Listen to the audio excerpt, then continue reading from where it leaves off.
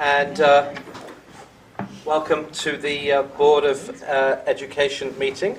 We'll start off with the Pledge of Allegiance.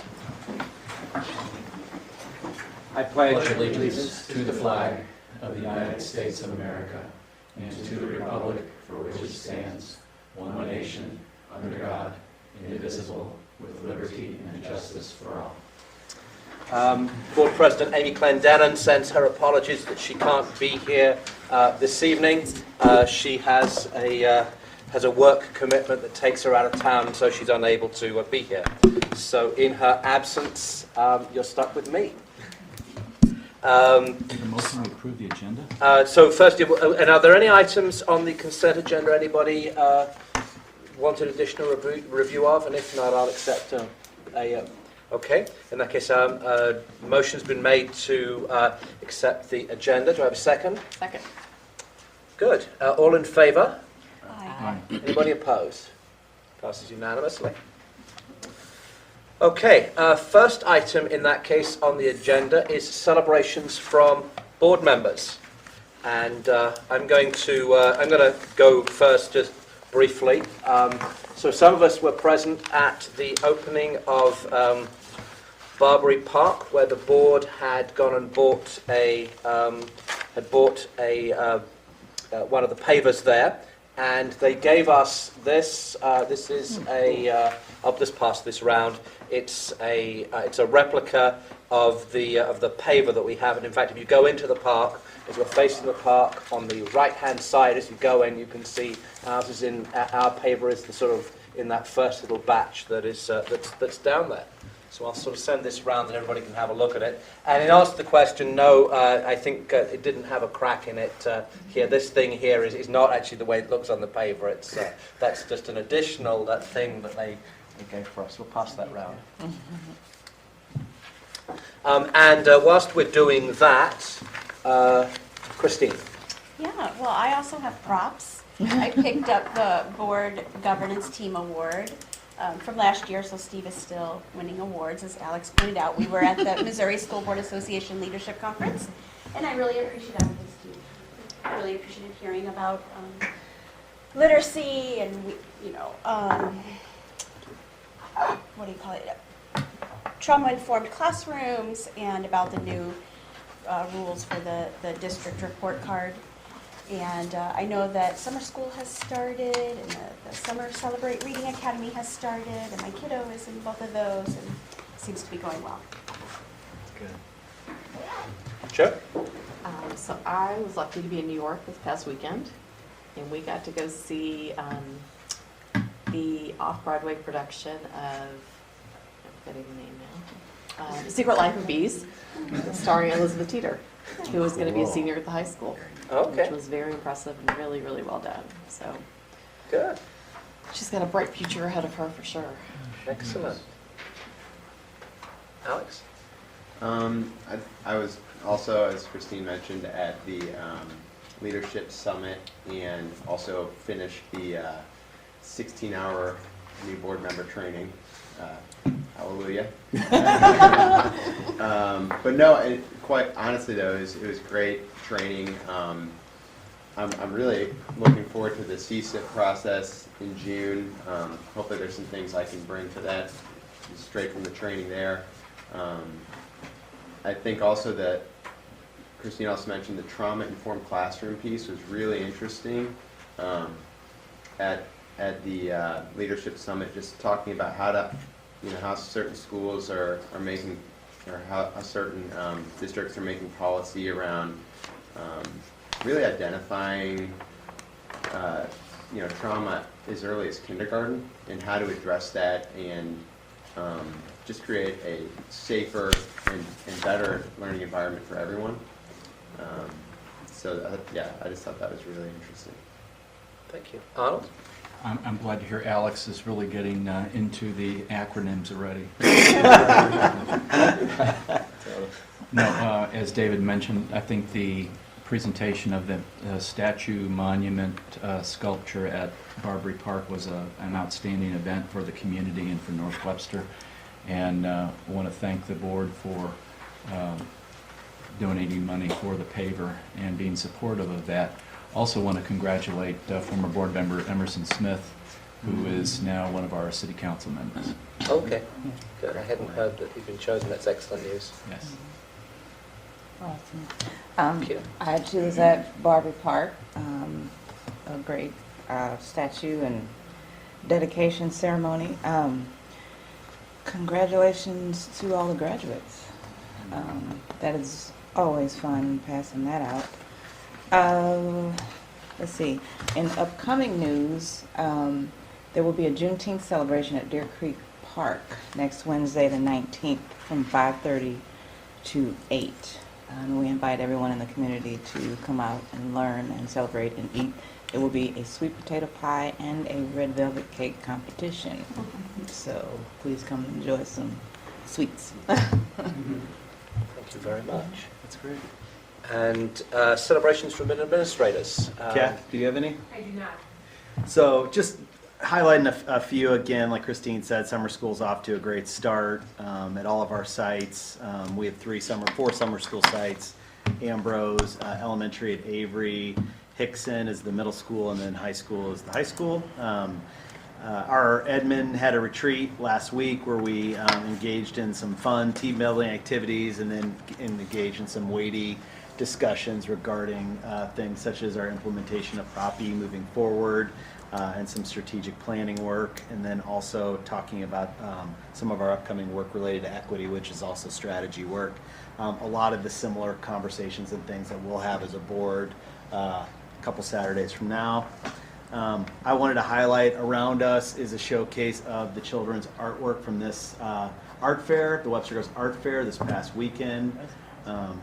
Kudos to our staff and our students for their participation in the art fair. We have teachers that work the whole time to showcase our students' art, answer questions. Got a lot of positive feedback. We also had a jazz quartet that was there performing. It was fun to get a chance to listen to them as well, so that was neat. Tonight, special recognition is an item on the agenda. Ms. Pam Frazier is here, our soon-to-be CFO, COO, and we can't be more excited to have Pam coming from Wentzville.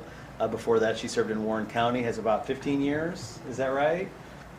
Just throughout the process, certainly strong depth of knowledge, experience, wisdom when it comes to finance and operations, but also noted along the way a super person. She is diving right in. She'll be here. Well, we don't know when she'll be here. It's still kind of a little bit up in the air. Hopefully as soon as July 1st as possible. But she is interested in going to participate in the Crossroads anti-racist, anti-bias training along with the Hickson and the Steger staffs, which I commend her for being brand new to this role. But anything you just want to say? I didn't tell you you're going to be sharing anything, but... For the only thing I just have to say is thank you to all of you for the faith and confidence you've shown in me. I am honored to be a part of the Webster Groves School District. What a great school district. To know that I can do the things that I love, which is working with numbers, as you can imagine, but also the facility part has really grown on me over the years. To know I can do that and benefit students and do it here at Webster Groves is pretty wonderful. Thank you, Pam. And that's it. Bruce, did you want to add anything? To add anything? Yes. No, I think she's a great choice for the district. I think she'll do a great job, both professionally in the job, and I think she'll be a great fit with staff, administration, and the board, and the community. And we're very grateful, certainly as a board, that you will be staying on in an advisory role for to help John with projects, both that you have identified right now and that will come out. And I think I probably speak for the board when I say, based on everything you've managed to do with the time you've had, not concentrating on those things, just finding these things, we're very excited by what you'll be able to do and the time you're able to spare for us. Thank you. Anything else from administrators? Okay, student advisor. So I don't have too much to share, as we have all made it to the end of the school year. But actually, the day after the final day of school, the Webster Groves boys and girls track teams competed at Washington High School. they had it was a little bit of a difficult situation as the tornado went through Jefferson City High School, the planned host site, on Wednesday night. But everybody made it there, and they did amazing. Obviously, the girls placed second in state, and so that was a really big excitement. And 3 individual champions, Nia Lyles in the shot put, Angelina Renze in the 300 hurdles, and then Eliza Maupin in the high jump. And just a really overall great performance, and I heard so many amazing things. And on the boys' side, they've had the highest number of state qualifiers they've had in a really long time, from what I understand. And actually, the 4x800 placed 7th in medal, which was a huge achievement for them. So it was a really exciting day. And then in terms of summer school, I've been hearing some good things. Geocaching obviously is going on right now, and I've seen a lot of pics of people wading through water or interacting with moose at Lone Elk Park. But overall, I'm hearing a lot of good things about that. And then actually, interesting enough, I just wanted to point out the online PE. I've actually know quite a few people in that, and I've heard actually some pretty good things. It seems like they're tracking it really actually well with the Fitbits and everything, and I see my friends at cross-country practice wearing them to get their exercise in and stuff like that. So I just hear a lot of good things. So that's what I do. Thank you very much. Okay, board policy. So you'll notice in your packet, the actual policy was a late add today, but this is the first read of a policy that's professional staff compensation. And the only thing that was added based on what you had seen earlier was the board policy committee's desire to make it explicit that a staff member could move more than one column horizontally if they've gone through all the appropriate channels of the salary process, the compensation process. So for an example could be is that if you have somebody that is at a master's plus 30 and somewhere between that year and the following year they get their doctorate, they shouldn't have to stop at the master's plus 50 with a doctorate. They should be able to get doctorate level pay. So again, they have to do all the required work. And there was something in there that allowed board discretion, but the board policy committee felt let's be a little bit more explicit in that. So on Doug's encouragement, all we did is we omitted the part where it talked about one step. You'll see it when you get in there if you haven't already, where you can proceed. You can't proceed more than one step vertically, but we took out the part about the horizontal. He's like, that's the simplest way to do it. So it's your first read. You'll have a chance for any questions for the committee or. How many people tentatively would this impact? Great question. Would you say I was trying to tell Doug that, and I was thinking maybe in my 3 years, maybe like 3. Just a handful. Really small. It's primarily your teachers that are receiving the doctorate. Yeah. So it just doesn't require plus 50 hours outside of the 30. It just doesn't. Yeah. So, that's it. Okay. Any other questions? Okay, correspondence log. Are there any questions related to the correspondence log?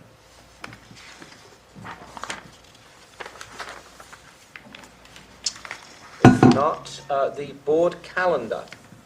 Any, Nothing noteworthy. anything else there? Nothing Okay. noteworthy. Just a reminder that there on that 22nd, we'll be in this room at 8:30 a.m. We'll have bagels and coffee and stuff like that for you. Okay. All right, and if nothing there, then we have our first opportunity for public comment. School board welcomes questions, ideas, and comments from persons in attendance. Members of the audience may comment during the public comment portion of the meeting when recognized by the board president. We ask that comments be limited to 3 minutes in order to complete the agenda within a reasonable time. We also ask that comments begin by providing your name, address, and the school district within which you reside. Anybody have any comments? Care to step to the podium?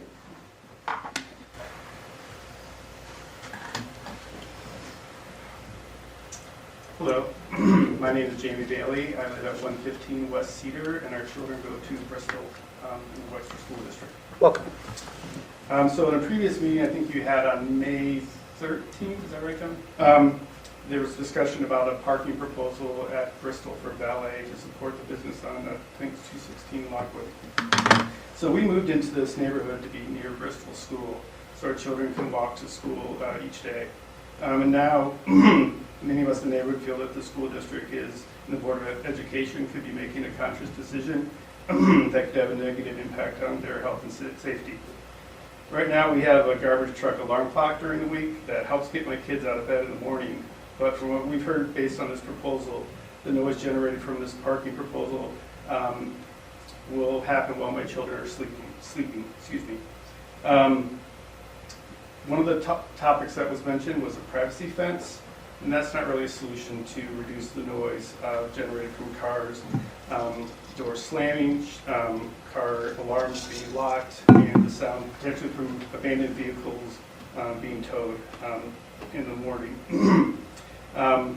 It will help reduce the light pollution from entering into the back of our homes, but to really actually reduce that sound, we feel that there should be actually a solid wall that's constructed, and also a noise study done to determine how the sound reflects off the wall in the building into our homes, because already now we have enough noise from some of the activities that happen now. Thank you. Thank you very much. Please.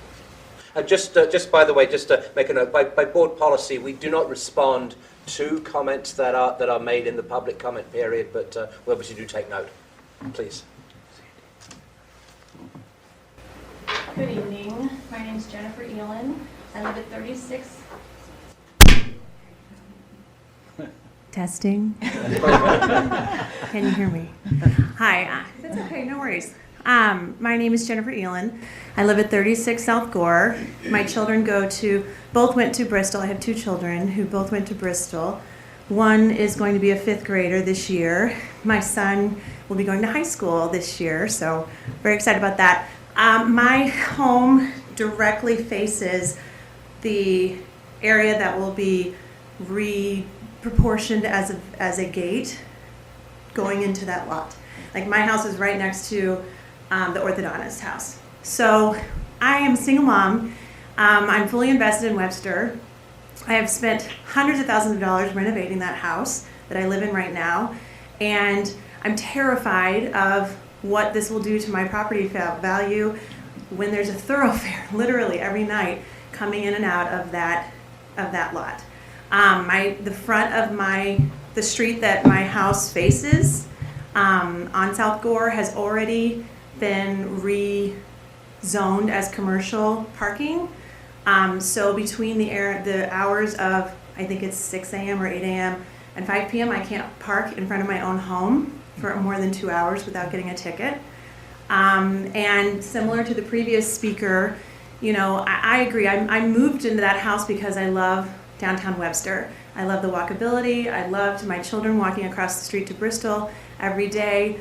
But there is noise you can hear at night from traffic, and from people walking to their cars. I'll be honest, in a drunken state sometimes at 1 o'clock in the morning. And it's always just been a trade-off that I've assumed is part of being in the zone, right? But I'm a little scared of just how much more this will exacerbate the issue. And I'm really scared of what the thoroughfare of cars being valeted into that lot will mean for my property value moving forward. I'm a huge fan of the renovation that's happening. I consider the families that are part of this development friends, but I'm really nervous about what that could mean, not just to my house, but to my neighbors and the surrounding areas. Thank you very much. Anybody else? Yes, please.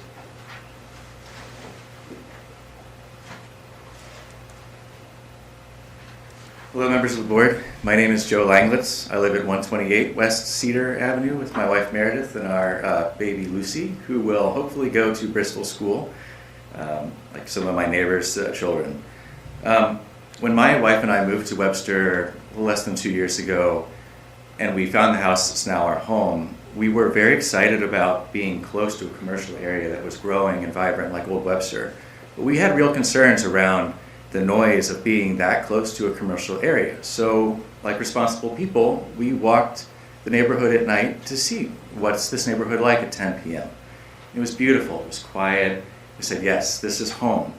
Well, our primary concern with the proposal, at least the details that have been provided to us in some meetings, is the time of 5 a.m. being the time that people should be removing their vehicles from the lot. Really like to put on record that I recommend 10 p.m. be the very latest that occur. Had some additional concerns too. That 10 p.m., think about it. We're in a commercial area, but someone buying a home near a commercial area is not expecting to be near school and have that school have commercial related activities happening at it between 10 p.m. and 5 a.m. So that hour is a big point for us. Other concerns are the egress plan just does not seem very fleshed out at all. We are afraid that it will likely lead to traffic coming down Cedar rather than Lockwood, knowing that valets are trying to return their vehicles as quickly as possible. So there needs to be a better plan to keep that egress going towards Lockwood, not in towards a residential neighborhood. And safety, I mean, there are children that play on that parking lot at night. There have been a lot of break-ins in the last few months of automobiles in our area. Adding an additional 50 cars makes this a big target for people that would like to do those activities. And finally, transparency. We have not felt that there's been a lot of transparency from the board to the neighborhood. My wife and I live on the south side of West Cedar. We did not get a notice that anything was happening as part of this proposal until it was in the Webster-Kirkwood Times. So my recommendation here, if you decide to proceed with the plan and sign a contract, place a termination of convenience clause in that contract so that the public can review what is in that contract, provide feedback, and maybe the board can make a decision to go a different direction legally. Thank you very much. Thank you. Anybody else? Yes, please. Hi, my name is Sue Thompson, and I live at 40 South 4, next to Jennifer. So I'm concerned about the valet parking and just the additional parking that will ensue on the street anyway.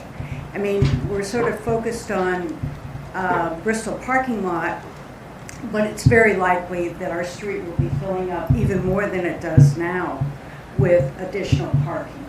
And I too am in favor of commercial development, restaurants, all of that. But I'm afraid that there really isn't a plan in place. Traffic is already so congested at, on Lockwood and Gore. I mean, we kind of don't even go that way anymore because you could hit a pedestrian. It's, there's a lot going on there. And with the additional traffic as proposed to come down Gore, I just think it might be a nightmare. So those are my thoughts. Thank you very much. Anybody else? Okay. Reports from the superintendent. Number one.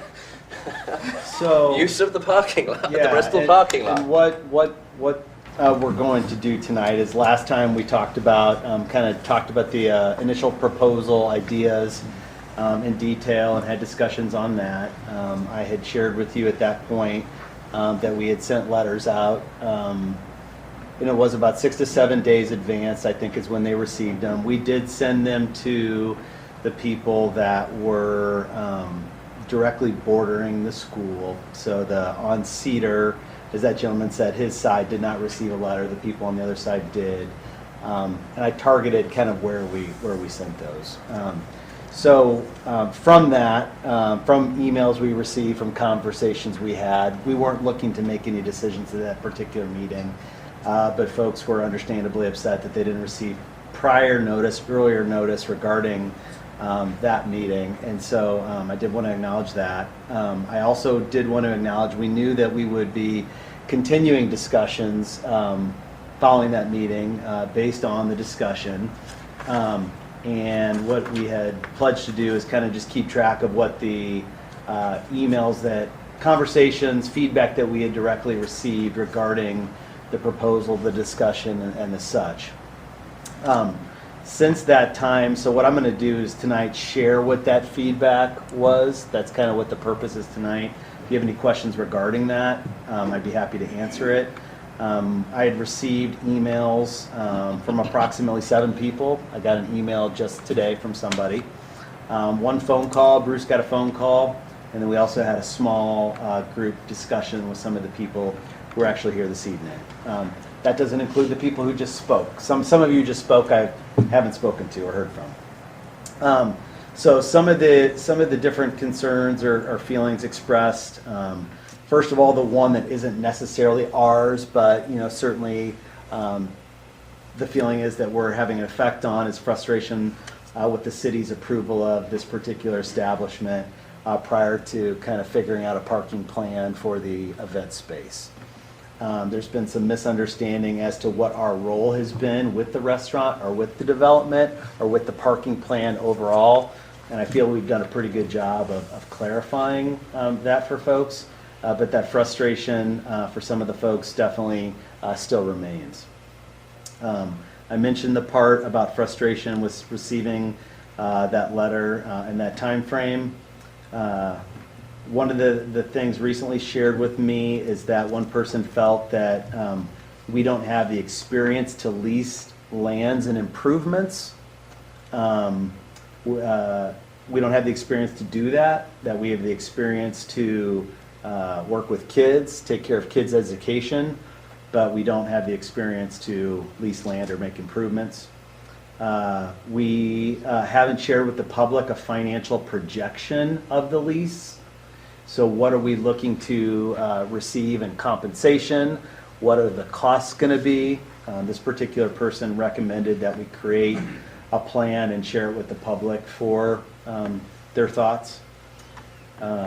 Sound mitigation, that's one of those that's been expressed this evening, specifically worrying about just what would be the sound that would come from this use of the parking lot.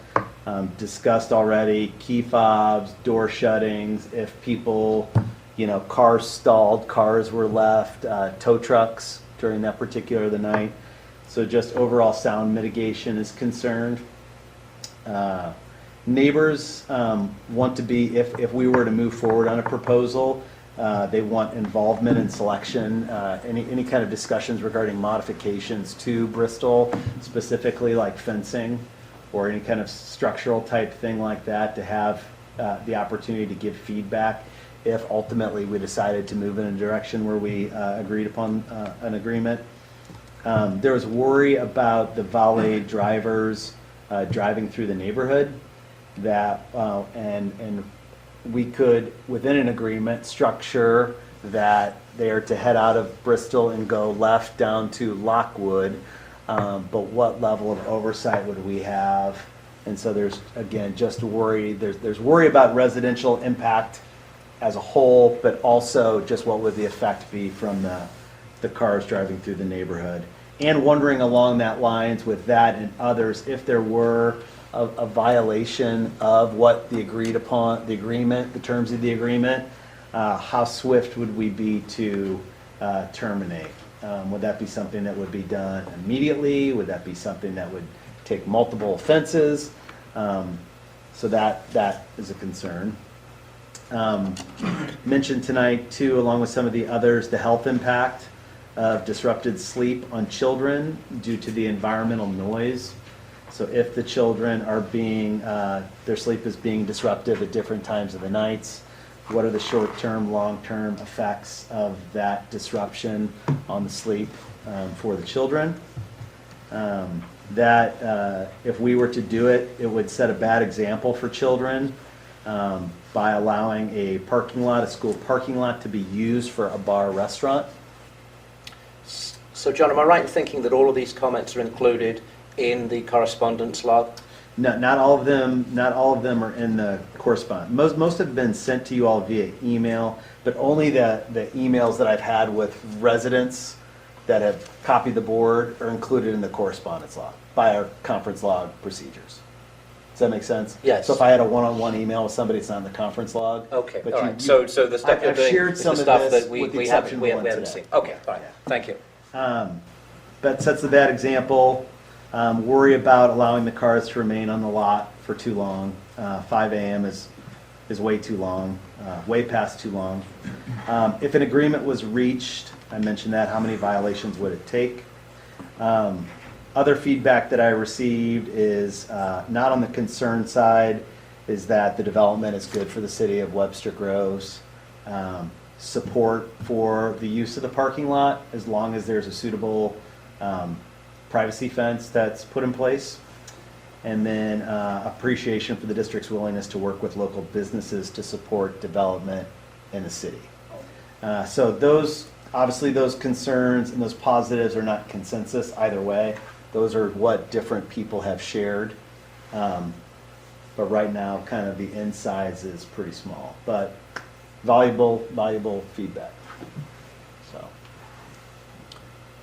And so just before I get any questions, just in terms of anything, so there's no intention to come to any resolution this evening about this. This is purely, just so the board understands, it's purely for information purposes. We continue to gather information. Obviously, the comments that we had this evening and the various emails that you've received are all are important, and it's not intended the board will make any decision this evening. And in fact, we don't even have. We're still waiting to get, I think, a proposal from the company, or from the developers rather, that meets the conditions that we laid out beforehand. Even We do have a draft proposal that's out there, but we don't have anything. We're not there yet. Right. Okay. Even if we decided to go in that direction, we're not. Right. We don't know, because we laid out some specific things that even prior to these comments Yeah. that we thought worthy of consideration, certainly. So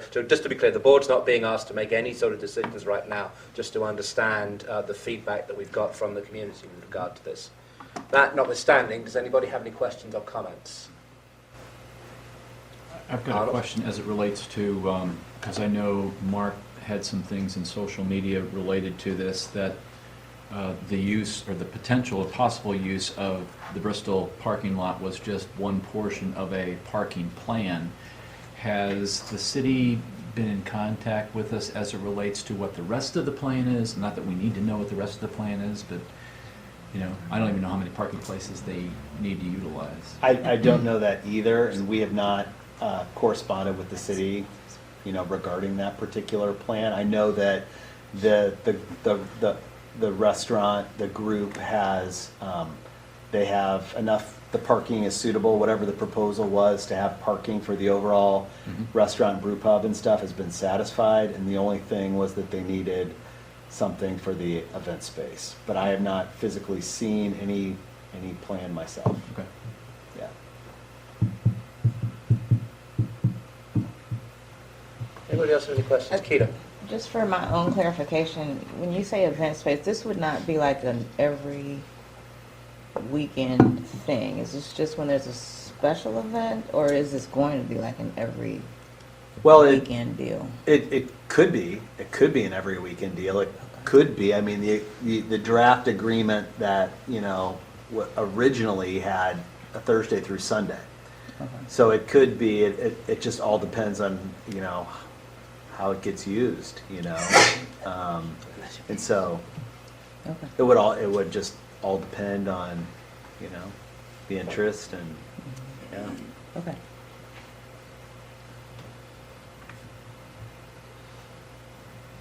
Anybody else have any questions? Okay, thank you. And so as things move on, you will continue to keep the board informed as to what is going on. Thank you.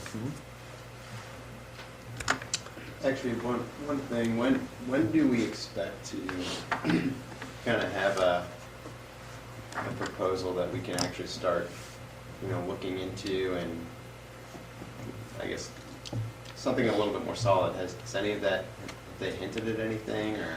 Well, like I said, we have received a draft. We've seen a draft of proposal. So again, I think we will continue to discuss it and, you know, ultimately make a decision. And we may reach that place where we feel good about the terms and the board and administration want to do it, but we may also not, you know.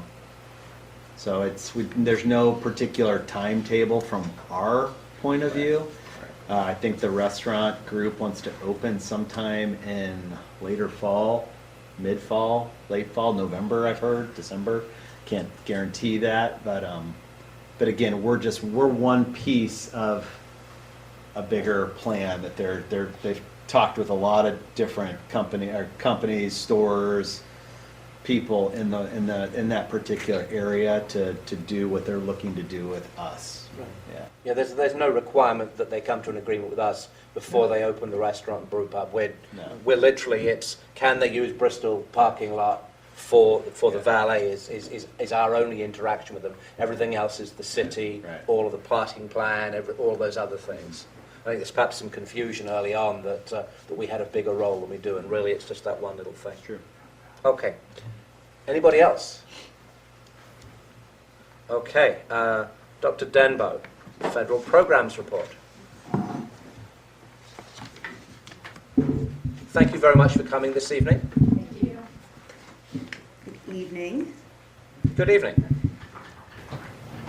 I'm going to provide just a brief overview of this year's federal programs. So, like I have stated in past years, the continuing theme is that our money from the federal government continues to be cut, and in most cases.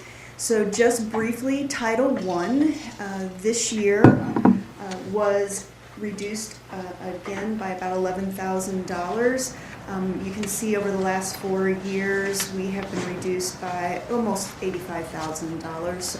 Title I is used primarily to help fund additional reading teachers or instructional tutors at schools that are identified as needing additional help based on the percent of students who receive free and reduced lunch.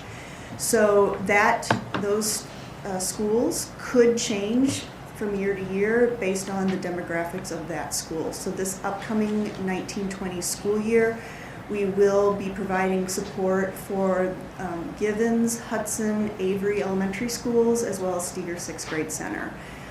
This upcoming year, this will help to provide reading support at Hudson and Steger, and then most probably provide instructional tutor support at Givens and Avery schools. Those decisions we're still in the process of making those decisions. Title II helps provide funding for primarily professional development for our teachers. Again, our money has continued to decrease over the last 4 years by $41,000 over the last 4 years. So this coming year, we have a variety of things that we provide professional development for, and the money, again, only stretches so far. So I've listed a lot of the initiatives that we provide professional development in for our teachers.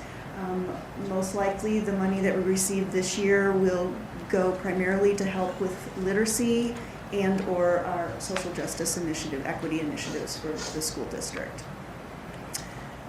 Title III is actually a new title grant that we received this year, so we did receive additional money that is new to us. Title III focuses primarily for either support in professional development or materials for the students who receive English language learner services. And so we have been working with our teacher who provides our English language instruction, and she has identified some professional development as well as materials that will help support our students who receive services in that area. And then Title IV. Just going back, yes. So what does the LEP stand for? Limited English proficient. Sorry? Limited English proficiency. Thank you. I probably should know that. Title IV is a program, again, it's only been, will be our third year of receiving monies from this program. We will be using these monies to help support two things. One is a program specifically at the high school that focuses on computer building capacity within our students who take our computer science classes at the high school. And the second will be to help provide additional support around the area of our health instruction, which I'll be talking about next, looking at our health curriculum. So those will be the two areas that we will support in using our Title IV funds. Any questions about title monies? So you said there's been I'm sorry, does anybody else have any questions? I do have a question. Well, so I wrote it down because as I was looking at this year's report and comparing it to last year's report, I saw that what we were spending the Title II funds on was, I think it was quoted as social justice, math, and restorative practices.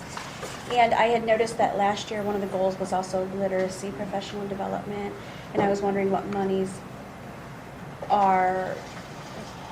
what will literacy training include, but also how will it help support our district's ELA growth, particularly within early elementary? So this year, I'm just going to tell you the different PD that's going to be provided. This coming year?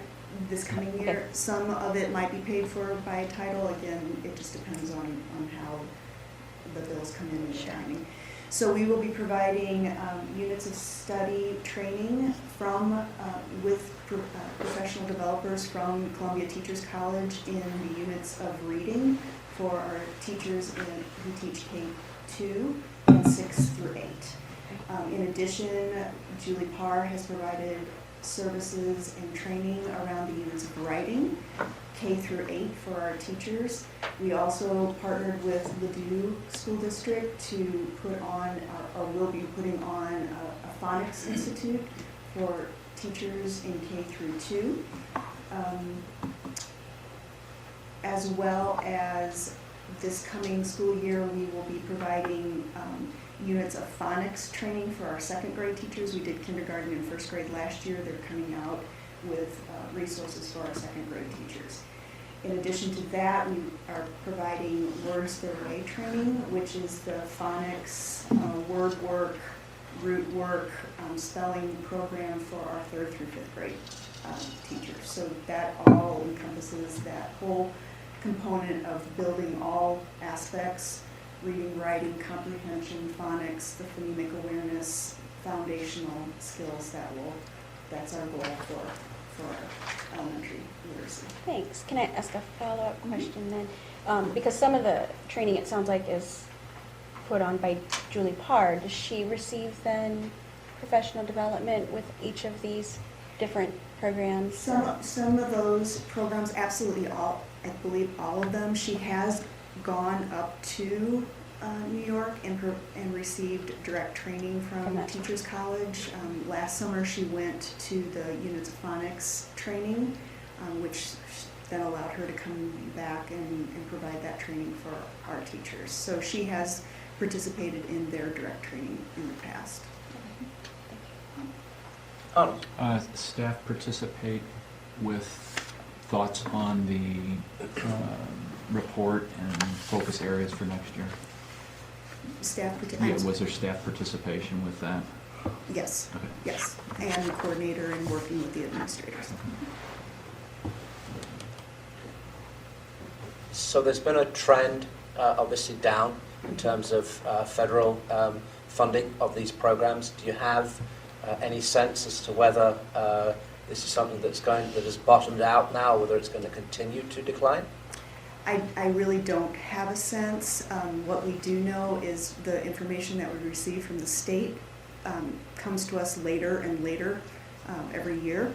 We actually we had preliminary allocations early in May, but it was the I believe the Memorial Day, that we actually got notification that the application was open and we could see which schools would be eligible to receive services, which really limits the time that we have the chance to plan when you're talking about staffing issues or staffing considerations around Title I. So I wish I had an answer. If I did, it would make our lives a little bit easier in the planning. I don't have a sense, I'm sorry. Anybody else? Make a motion, we approve the 2018-19 federal programs report and include the identified focus areas for the 2019-2020 school year. Second? All in favour? Aye. Anybody opposed? Okay. Thank you, Anna. Okay. And yes, you're Still up again. So you'd referenced the health curriculum update. Correct.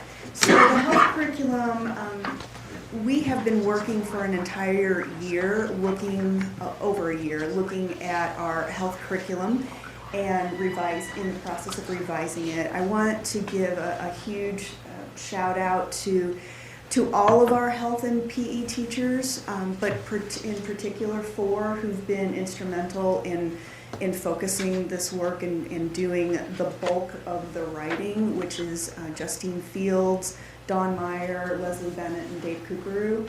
Those 4 have really been primarily the writers of 9 grades worth of health curriculum, which is a lot of work. And so they've put in a huge amount of time, and they're continuing to do a lot of work this summer. So I just wanted to kind of give you an update of where we're at in this process. Just briefly, a timeline of where we've been and where we're going. So in the fall, we sent out a parent survey asking parents feedback on the different categories of health, what they felt like were things that they felt like we should focus on, concerns they might have, ideas that they might have, as well as a survey to our secondary students. We had a great feedback. We had over 600 parent surveys returned to us, which was great feedback. We used that information to help start researching the standards, the best practices, and start to come up with an outline of how we wanted to address that. And the teachers started to write the curriculum. In that process throughout the school year, Dr. Wiley and I also worked with the curriculum coordinators and the building administrators to look at our elementary schedules to ensure that we could provide 50 minutes of health instruction a week within our specialist minutes. So this summer, our teachers are continuing to finalize their curriculum. They're at a good point with the curriculum writing. Right now, what they're doing is looking at the different aspects of the content and trying to link different lessons and resources to those specific content areas. The rest of the curriculum has been written. And we're looking at a variety of resources. We've used I brought these if you had any questions, some of the resources that we've been using, but trying to make that decision if there's something that we need to purchase or if there's a lot of free materials out there. So we're in that decision-making stage right now.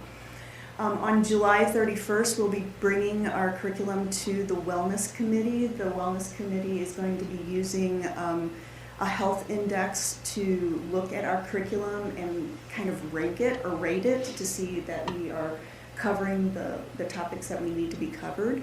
And once that is completed, we'll be bringing the curriculum to the board for approval. Okay? So the health curriculum, we're looking at it in a little bit different manner. Rather than having our learning goals focus on content, we're looking the way the national health goals are written, they're really written on skills, because ideally we want students to learn the content, but more importantly, build healthy skills, right? Skills that will lead to making good choices throughout the rest of their life. And so our learning goals are written around the national health standards that are skill-based, and then underneath those learning goals, we have the more content-directed aspects around these 6 main areas: growth and development, nutrition and physical activity, drug awareness, mental, emotional, social health, injury prevention and safety, and personal and community health. So all of those different areas, those 6 main topics, are addressed under those different skill-based in different manners. That's kind of how the curriculum will look. Traditionally, curriculum would be written more focused on maybe drug awareness or human growth and development. That would be the learning goal, with content more specific. We're trying to build in the focus of building those healthy skills in those for students. We've used a variety of resources throughout this process. 2 of them, the essentials of teaching health and education and the lesson planning, have been instrumental. That is really taking us to this skill-based look and using the national standards. But we're also using some of the resources. Health Smart is a purchased material that we're looking at. Again, we might not purchase that, but they do have resources that allow us to use some of their information, as well as 2 resources that are out there that focus on human growth and development and human sexuality, that looks at how do we teach that content at an age-appropriate and grade-appropriate manner. So when you're talking about items such as consent, body autonomy, making sure that kids know that they have their personal space, those are types of things that we can start working with our students from day one when they enter school, right? And that's very age appropriate. And so we start having those kind of conversations with students at a young age, and that builds upon itself into more detailed human sexuality content later on. I'm guessing that would be separate or in addition to the 4th, 5th grade talks and movies and things that they get. It would all be encompassed together. Oh. What traditionally has been taught in 4th, 5th, and 6th grade would be part of this process.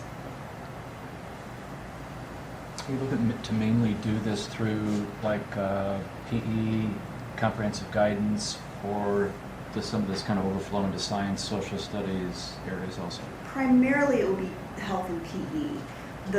The goal of this will be to complete this health curriculum, and so this will be a foundational. The next step will be to look at the guidance curriculum and rewrite the guidance curriculum so we can lay that over this to make sure that content is appropriately being covered. If there's topics that need to be, cycled back and maybe dealt with in an additional way, the guidance counselors can work on that. So that will be the next step. You kind of sort of answered. I was thinking I can see where some of the mental health aspects could be tied in with counseling if there was. So you kind of right. And John is going to talk about that in just a second. So I have a question, and I asked my daughter beforehand if I could share, but she was sexually harassed in a classroom by another student in 7th grade, and I'm still surprised that I never got a call from the school, but thankfully several students recognized what was happening to her, and they went to the principal or to the office to share.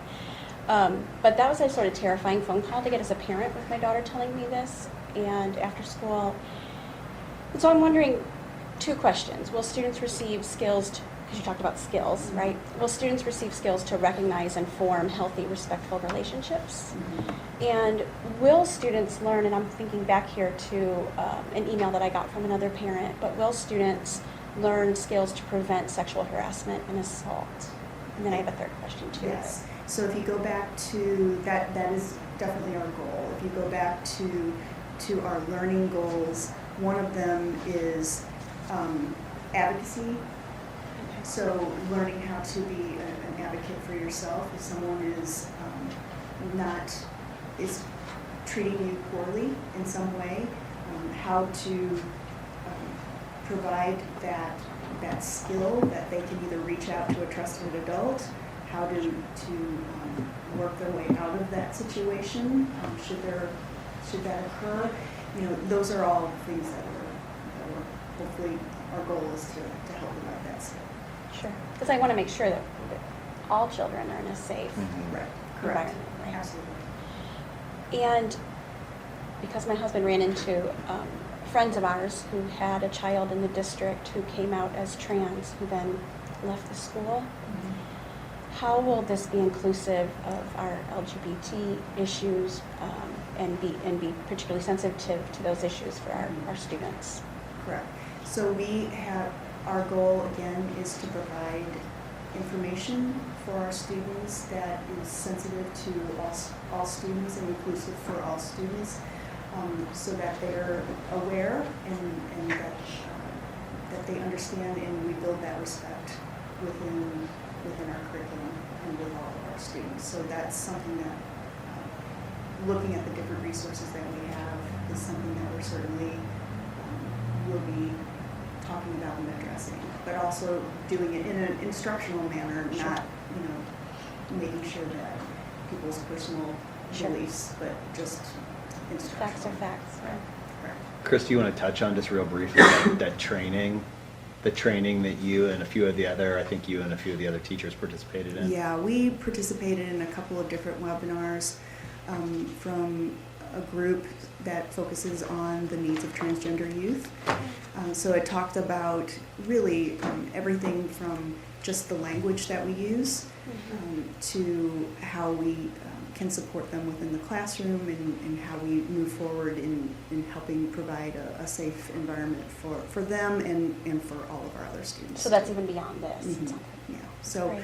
we're trying to do everything that we can to provide an inclusive and safe environment for all of our kids. To kind of piggyback off what Christine was saying, I understand the advocacy portion.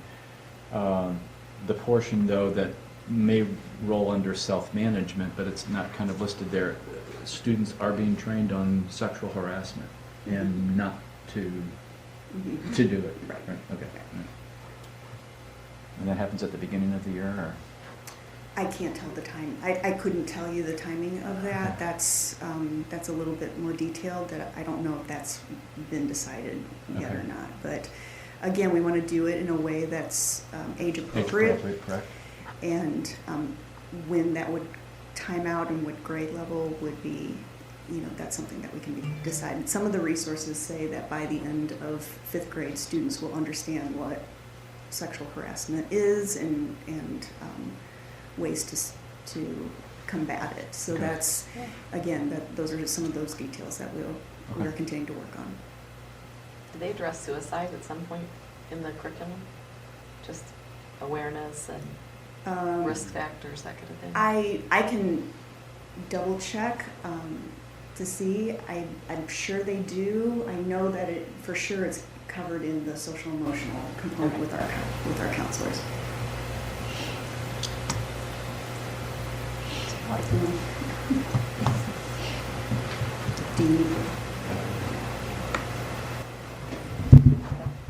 Everyone, good evening. So yeah, I just wanted to talk a little bit about how our mental health professionals and some of the work we do with kids on mental health integrates with our new health curriculum. And we kind of have layered supports for children. Kind of the initial layer, as I see it, is the work that our counselors do. In addition to the classroom lessons that they're doing, especially at the younger ages, of taking care of one's body, making healthy decisions, having healthy relationships, and so on. Our counselors also do a lot of work individually with students who might be presenting or having an emerging mental health issue, or if a teacher has a concern, going to the counselor or a parent. They're working with our families on that. And we have counselors in each building, 16 throughout the district. And then on top of that, we also have 4 social workers in our district, PK through 12. And our social workers receive more training in the area of mental health that our counselors do. So if there's something that is a little bit more entailed, then our social workers will get involved with a family. And on top of those 4 social workers, SSD also provides 2 social workers who are employed by special school district to work within our district as well. And then we also have partnerships with St. Louis County Children's Service Fund agencies. These are agencies that receive tax monies from the county to work with school-age children. We have 10 partnerships, and I'm going to go ahead and name them because they do such great work with our children.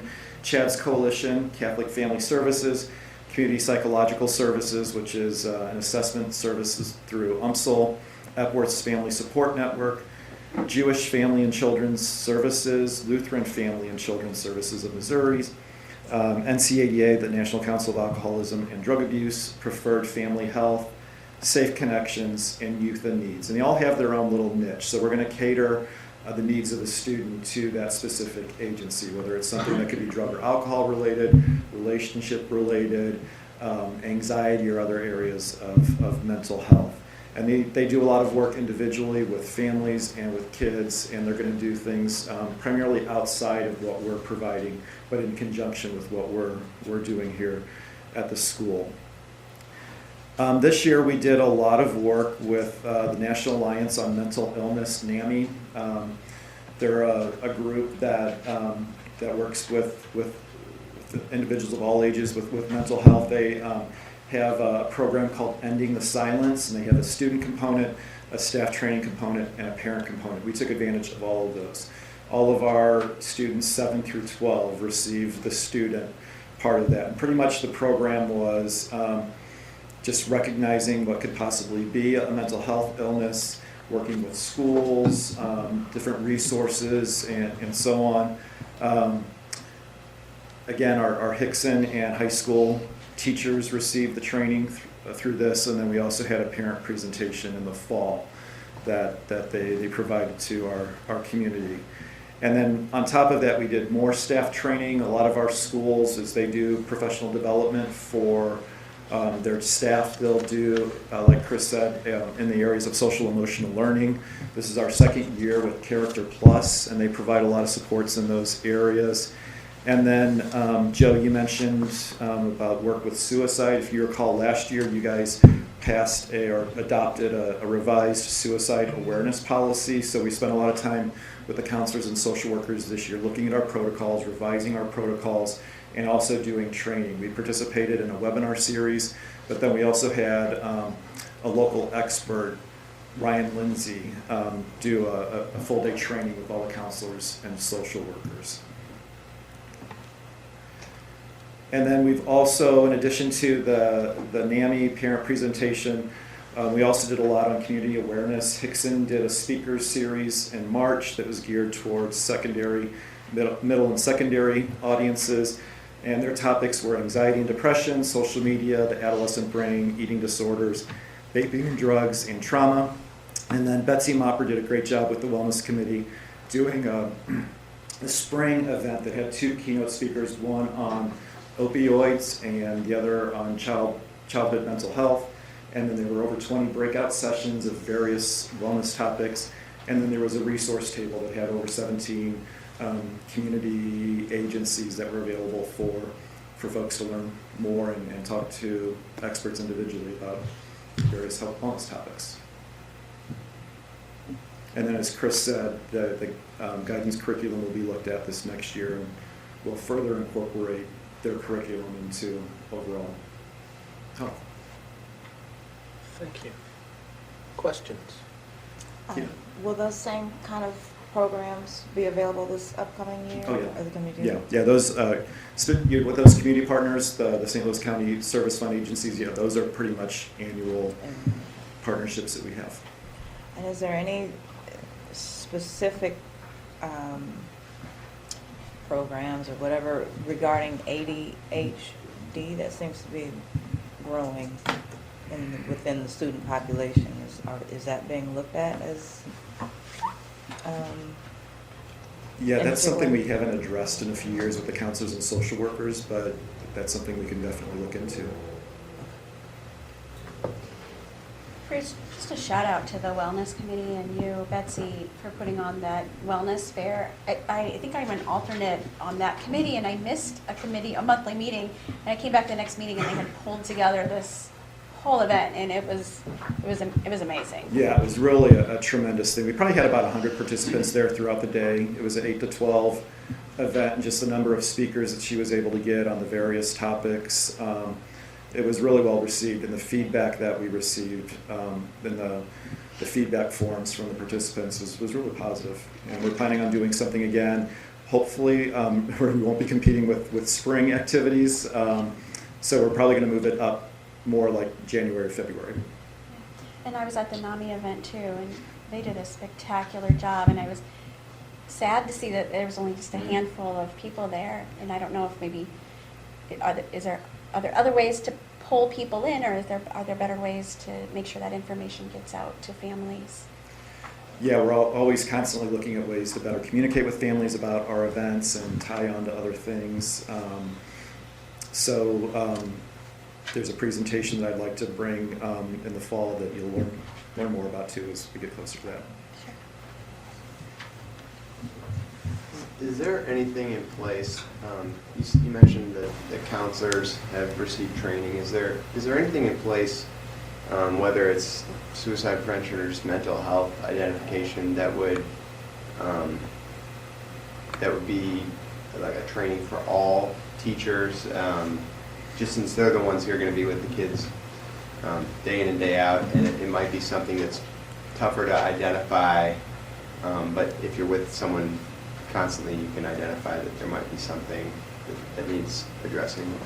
Yeah, and that's where a lot of the building training will come in, where our building principals will provide that training for their staff. So I know, like with some of the suicide training we did, and that led to the counselors and social workers bringing some training in to work with their staff.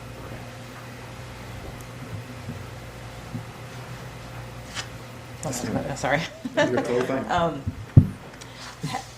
Is there any thought to having student advocacy groups develop? I know that can be very sticky, but I know my oldest, a few years ago back at Hickson, was part of like a peer mediation kind of group. Is there any thought to doing any more? I know there's leadership groups at the schools and that type of thing, but in particular with mental health,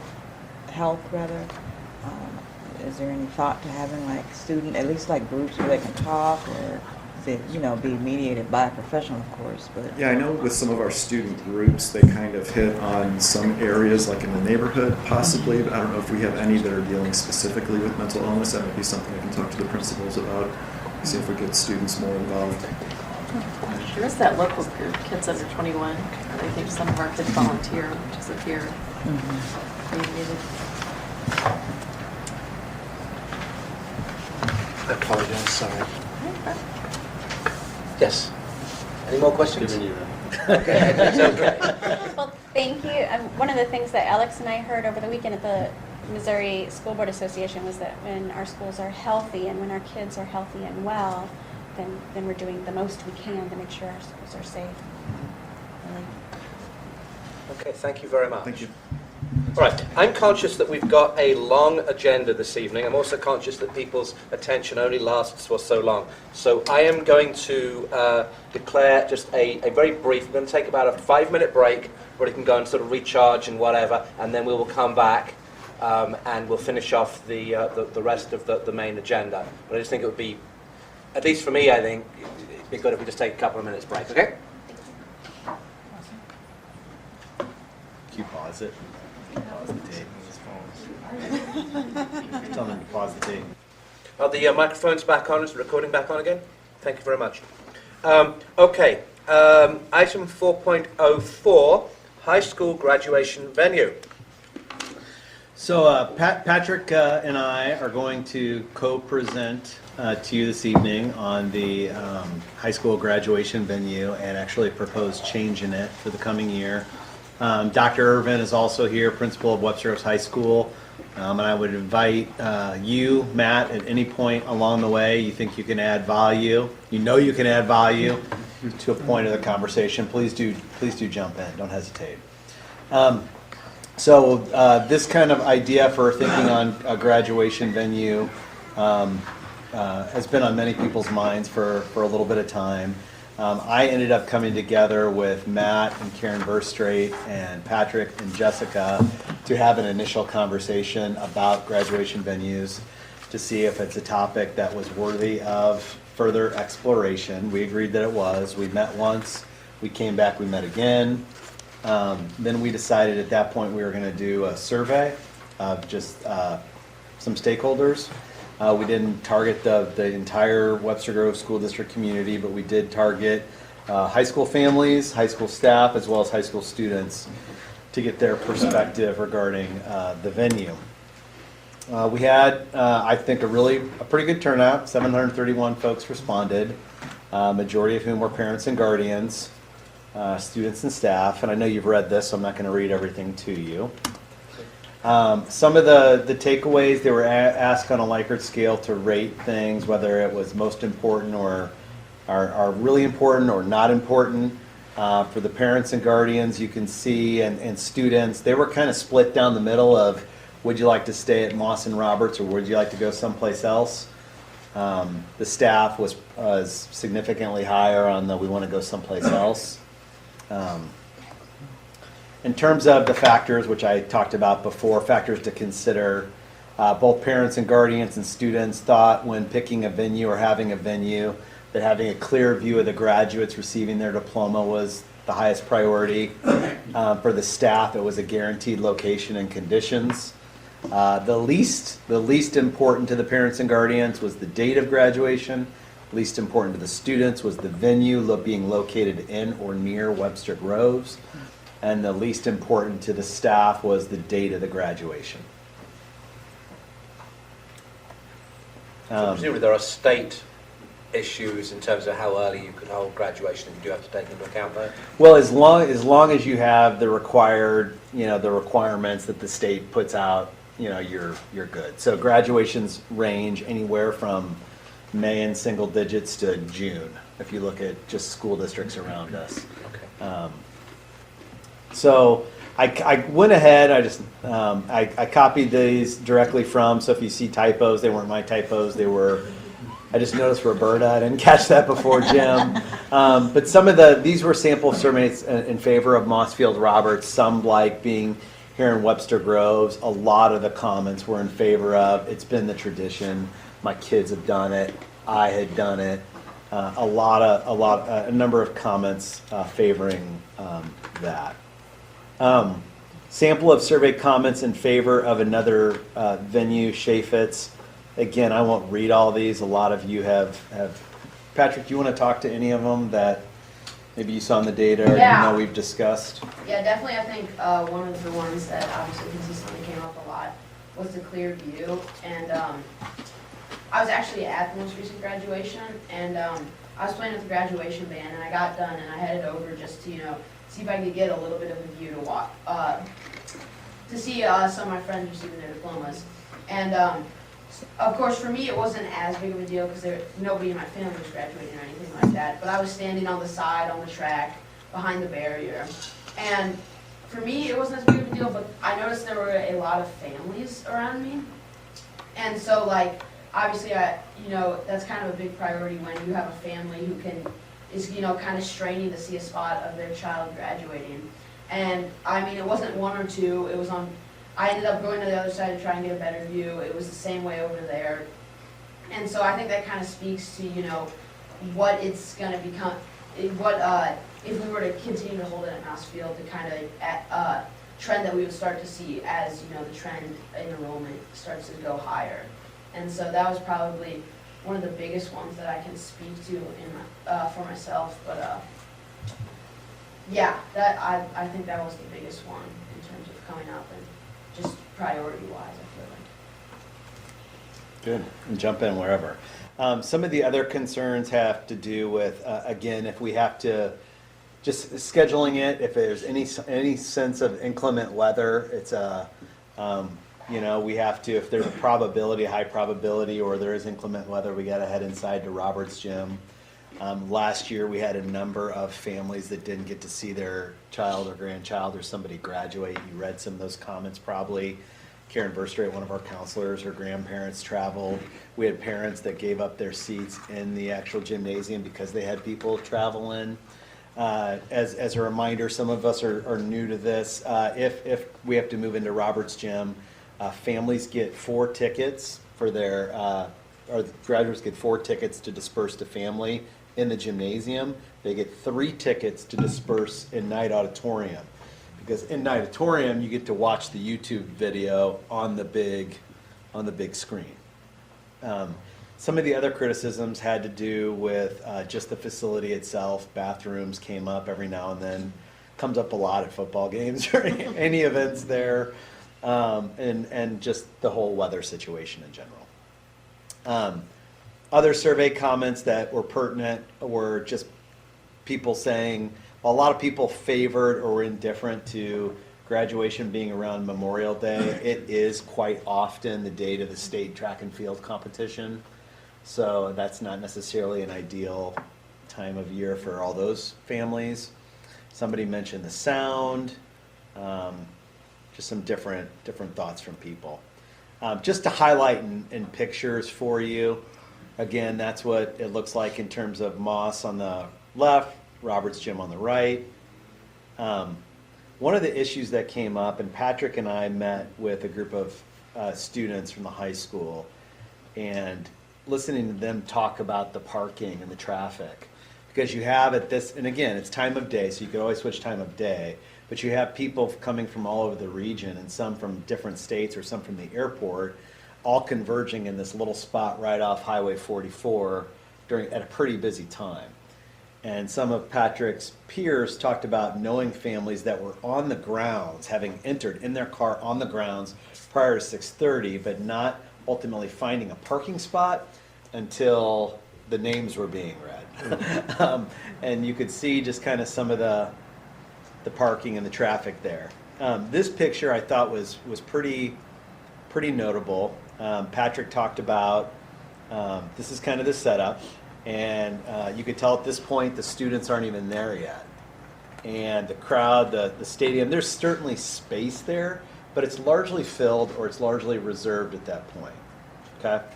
And you can see on the edges, there's the line of visibility. So this is just going to be important later. And I know those of you, all of us sitting on the stage, there were times when you would hear applause coming from behind you. That's because there were literally people behind you during the graduation. I'll show you that. But there's the line of visibility, and that'll come into play. There's what Patrick referenced by looking at the people who are elderly and can't navigate stairs, or people who are physically unable to. They sit in the rows behind the graduates at a decent distance away. Here, those spots are on opposite sides of the grandstands, and you'll just kind of note that later. And again, right now, we're empty right there. So Moss Field is filling up at this point, and seats are starting to fill up. Here are a few viewpoints taken by Dr. Irvin and his staff, just of, depending on where you sit, the view you have. Sound quality can be different. One of the young women spoke that she did not hear our esteemed principal's passionate speech that evening, based on where she was. Again, it looks different. And what Patrick brought up a good point to me earlier today in communication, as we were talking about just the inequities of who gets to sit in the middle. Well, who gets to sit in the middle are the people who can arrive at Moss Field early. And so if it's your family, you get there early, great, you got a great view, you got great everything. Or if you're connected to somebody's there, you get your family blanket down. But if you're somebody who's working towards 5 o'clock across town, or your family isn't as connected, you could see the view gets quite different. That's what it's like inside Robert's Gym. Actually, the view's a lot better inside Robert's Gym. Just limited number of people can see there. So again, here's a few viewpoints, and you see this and you're like, oh my gosh, there's somebody up there holding a little child over the top of the fence so that they could see what's going on the inside.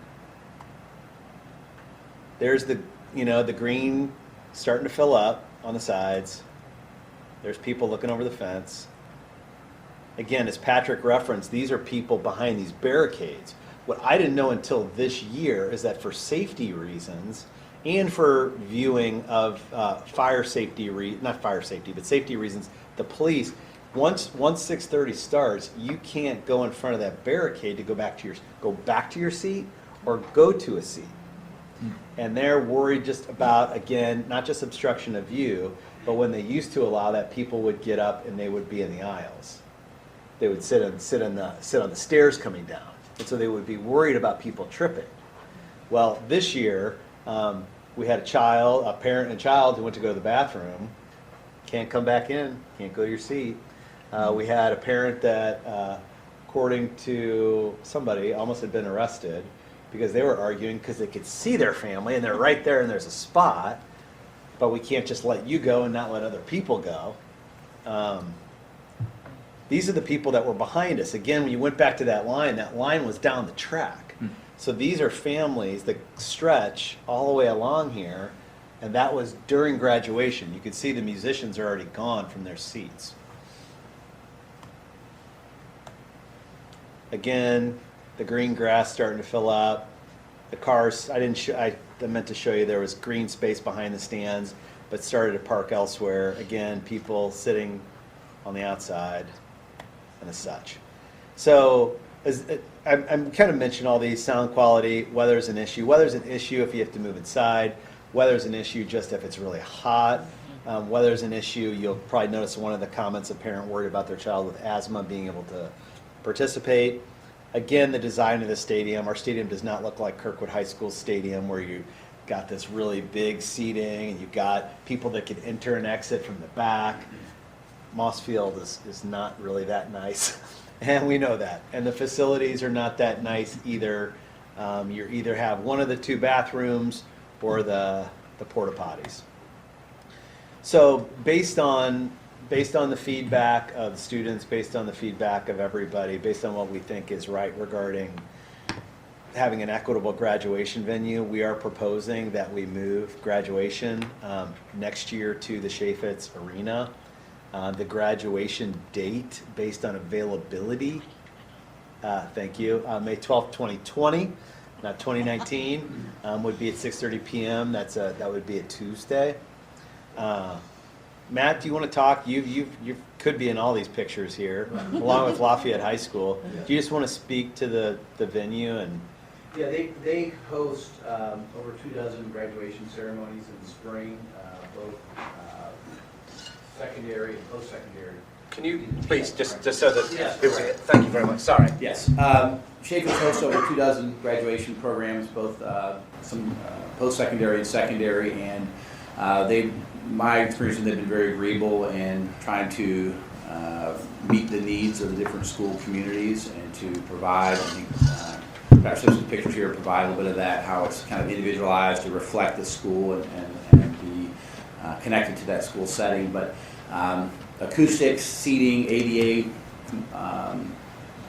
seating options, parking, the climate-controlled component of it, I think is certainly enticing based on, I did attend graduation both this year and the previous year. We were inside and outside this year. And while there's certainly charm to both options, the openness of seating, we had given tickets previously at Lafayette last year. We didn't give any tickets because there's really no limit to seating. So there was no allocation and dystopian determination of who gets to be in your graduation ceremony, who doesn't. So that, along with the climate control component and working with the people at Chaffetz in terms of how you want the stage arranged, number of chairs, and then the displays that can be used on the video board, it affords great visibility, which seemed to be something most people are very concerned about, as well as determining a date and a location. I would add to that, they work with you on parking as well, because at Fontbonne 3 years ago, we moved from having 2 graduation ceremonies in the gym that were highly restricted in terms of who could get in, and fists were sometimes pulled out. First-time college graduates and their families wanted to see them, and it was tragic, and it was hard. It was so hard to convince people, but it was easy for my boss to come in and say, this is not working, and we moved to Chaffetz. And I was so impressed because I had been there, I think, just a year or two before for my husband's SLU graduation, and everything was blue, and I just thought, how is this going to work to see Fonfon there? And the place was purple and gold. Like you can see here, all of the red and white, that branding, it's just, or the green and yellow, like it feels like it's yours when you're in there. Thank you. I'll add to that, having in the previous life had graduations at Chaffetz, and the ease for the school district, not having to worry about parking, not having to worry about, like, it's unlimited seating, elevators, there's access for those who are disabled, wheelchair access, there's places set up in the stadium for that. You don't have to fight over seats. You could even serve food if you wanted to. It's just a marvelous venue to see for parents and not restrict anything. It's centrally located for a lot of different kinds of people. If they're coming from the airport, or it's close by here to Webster Groves. We did that coming out of a tornado outside when we had graduation, so there was no doubt we were going to go inside. So that's a story. I have a few questions, and I'll apologize for not submitting any of these, so you got to come back to them if you will. But is there policy around graduation? Does there need to be, or is this kind of more just informative in nature? Well, this is informative, but since Webster has had tradition at the school, like it's not, the venue doesn't necessarily require board approval, but for anything like this, I'd like to get a pulse of the board and see their thoughts as the folks that represent the community. We do have, after this, if the board is on board with it, Sandy's giving a calendar update, and on that calendar update, we did put in May 12th. That could be stricken if folks don't want.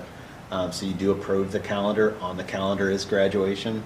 So the dates are determined based on, so we're late to the party in terms of Chaffetz. So whoever had graduation in there first gets first dibs on dates. Every year. Every year, yeah. So they do have some splits dates where you can double up with schools, but yeah. So your second question, or Yeah. So for May 12th, are the students going to? And I think someone actually asked this question before, but are the students going to be finished by May 12th, or are they going to have to continue? Seniors will be finished. Okay. Yeah. Patrick will be done. But we talked about that. Yeah, I'm confident. Probably, that's like 3 days earlier than it was originally, right? Yeah, only 3 days earlier. Yeah. Only 3 days earlier than it was It would have been originally. Friday, now it's Tuesday. Gotcha. So the one thing that will still need to be determined, and we have flexibility with, and Matt can work with the student body and the parents club, is do we do the after party for the kids that night, which we certainly can do everything.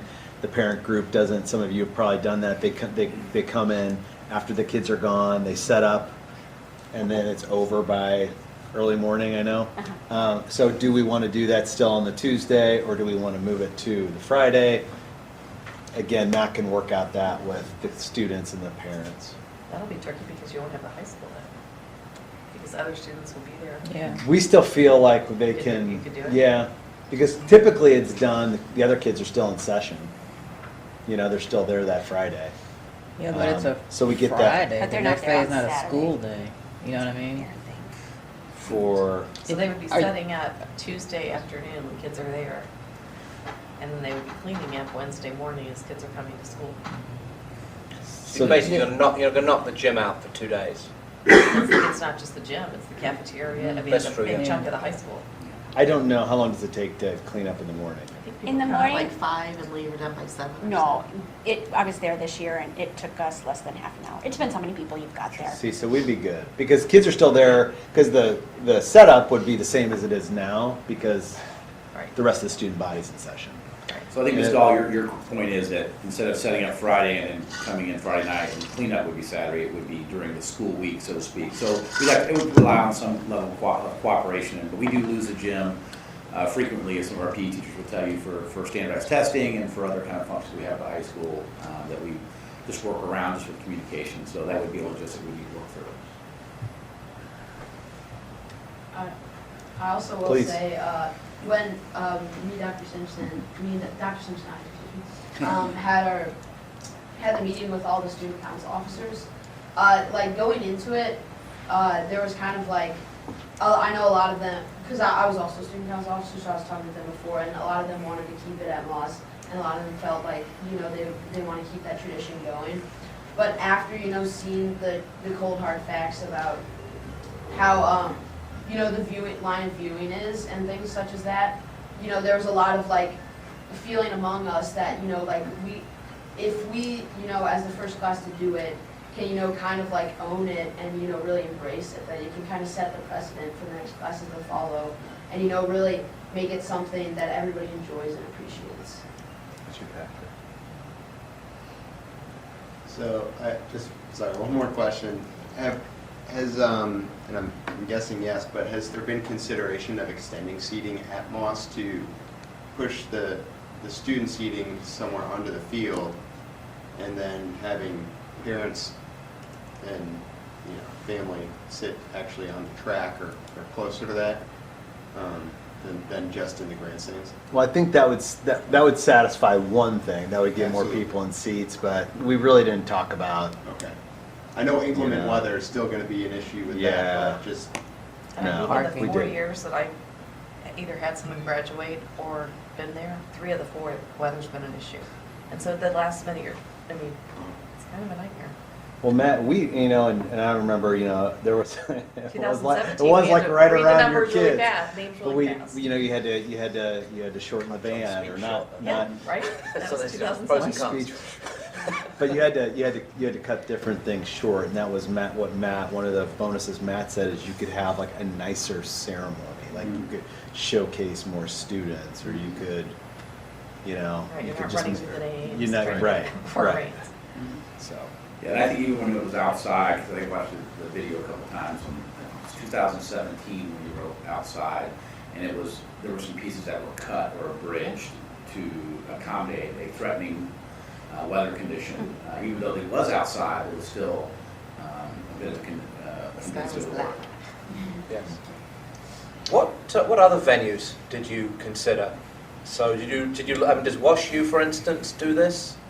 No, they really don't. It's just Chaffetz is the most commonly used, but I think there was definitely a we looked at peek around different places. St. Charles. We looked at St. Charles, but there was enough comments here like St. don't Charles go to is a long way away. Well, I think that was the consensus. Yes. So we didn't Yes. consider that. We looked at Some of the common skiffle, venues. Yeah. but as far as parking, as far as cost, it didn't seem as attractive. And again, Chaffetz has got this down pretty pat. And when we looked at it, it's about 8 miles away, something like that. 9 miles away, 17 minutes by car. It's nearby. So. Yeah, the other place. So the places that would occur to me would be WashU. Then there's the Masonic Temple as well. That's got huge amounts of seating in there as well, and would sort of work quite well. It could potentially work well as well. Yeah. But I think there was a level of confidence too with Chaffetz, just the number of high school graduations Yeah. that they orchestrate. They are very experienced in that work. Yeah. any other comments? Any other thoughts? It's kind of an option too. Like if for some reason it just doesn't work, I mean, we can always come back, right? Do something. Yeah. Well, that's some people ask. Well, I love Moss, and again, they were just coming at it from a weather angle. Like, what if we had, Moss, but then we had a good plan B? But you're not going to be able to hold the quality facility as a plan B. So I think what you're looking for then is a general sense from the board. Just go around everybody in turn. Just if you have any final comments you'd like to offer. Christine? I have a vested interest with the 2020 grad, but I'm very much for this. And again, having done it at Fonfon, and a lot of people grumbled, even staff members grumbled about having to move to that venue. Never heard another word again after we did it. Everybody was really impressed. I walked in with Sherry and your grandma and got a real sense of, even though you had Thank goodness you were sweet there. parking. I was stressed and anxious trying to get to the center. And her grandma kept telling her to go ahead because you were trying to get seats. And she had a walker, And she had a she's walker. 98, and she was bound and determined to see her granddaughter, great-granddaughter, graduate. And she was, they were And kind I'm of trying to center run and through the bleachers, and she's trying to get on an uneven sidewalk with her walker, and it was a mess. And your My mother-in-law? rolled her ankle on the crumbling sidewalk. Oh my God. The part where the track comes down has that dip. Yeah. Yeah, so. Thank you, Joe. But the weather was good. Oh, sorry. I think it's a good decision. There's too many variables. I think inside, watching it on a TV, out of the plan. No. So I think it may be hard the first year, but I think once people experience it, they're going to be all on board. Keita? I'm with Joe. I'm all about trying something new, and I think when people see the branding and all the other cool stuff that they can be provided, they're going to be like, hey, this is neato. Arnold? Yes, do it. Alex? Yeah, I think, especially just for consideration of whether it's the elderly or the people that need, ADA assistance or something like that. I think it's, to your point, probably a more equitable graduation, be it that or people who can't get there right on time to get a great seat. Thank you Yep, very much. thank Okay. you. So I think you have your feedback from the board. Yep. And thank you. So therefore we'll move on to Dr. Wiley. School calendar. Hey, do you have a date for graduation? Yes, I think so. In your materials, we did update it today, so I apologize again for the tardiness, but we did make a couple of adjustments. I wanted to highlight them for you. So the one first major piece is we did modify, as you guys know, the high school will be having a number of late starts. Starting the 1920 year, and so in order to be in line with the DESE requirement of us reporting 1,080 hours, we did make some adjustments with the high school. So we took off 4 of those late start dates. So instead of it being 26, we're down to 22 late start dates. So that's an actual adjustment. In addition, we've modified the high school conference. The high school in Hickson requested that their October conference be changed from the 8th to the 7th. So we just made that modification that's on there on the calendar. Instead of it being on the 8th at night, then it'll be on the 7th at night. And then, of course, last but not least, the high school graduation has been modified to reflect May 12th. We did not put a time on there just yet. We can't add 6:30 if that's the effective time. So we'll add May 12th graduation at 6:30 p.m. We'll add that on there. And other than that, those are the adjustments that we've made. And so you've already approved it in its totality. These are modifications. So the request would be for you to approve this revised version of the 1920 calendar. Does anybody have any comments they'd like to make? I had a quick thought when thinking about, sometimes you can't know what you don't know Right. coming up, and so it would have to be adjusted. But then I saw something for Yom Kippur, and I thought, could your committee be representative of all those religions, maybe of students in our buildings, or is it possible that you could run the first calendar by some people Yeah. from different faith backgrounds? And so we did that. We do that each year for the calendar committee. We have a representative per school. And so we go online to the national holidays for all of the different religions, and we printed all of that out. I think there was conversation with the committee this past year that it was still an option, but I think there were some additional conversations that happened after that said, let's just move it if we can, and if we can, we knew we were making this adjustment to do that. So we'll have our due diligence with that again next year just to ensure. I have asked the committee, and we have processed it to see if we want to have a parent portion of that committee so that we can have parents' feedback on the calendar, which would include parents, my hope would be, of different religions, nationalities, et cetera, to get their perspective too. So that'll be something that we hopefully move to as a calendar committee to involve our parents in that process as well. Any other comments about that? So I would just say one thing. It's more of an aside, which is you commented we've got to have these few early start dates. Yes. I keep reading things that say that high school should start later in the day. Making kids start earlier. I would like at a future occasion, if I'm not sure who it is who would be appropriate to go and to look into both whether what I'm reading actually, whether there's sort of evidence to support that, and if there is evidence that outcomes for students would be better if they would start their school day later, how we might accomplish that. Because after all, I mean, first, if we can manage to do it for these start dates, it would seem as though we should be able to go and review the school day. So not specifically related to this, but at a future meeting, I would like us to discuss that, please. Okay, thank you. I will entertain a motion in that case for the revised school calendar. I make a motion to approve the revised 1920 district calendar. Second. I'm leaving it to you to guess. Okay, all those in favour of Christine's motion? Aye. Anybody opposed? Okay, that passes. Thank you. We Thank will you. send a notification to the community because there's one out. We will push out something in particular to let everyone know about the additional adjustments. Good. Thank you. Thank you very much. Health insurance premiums and cost sharing plan.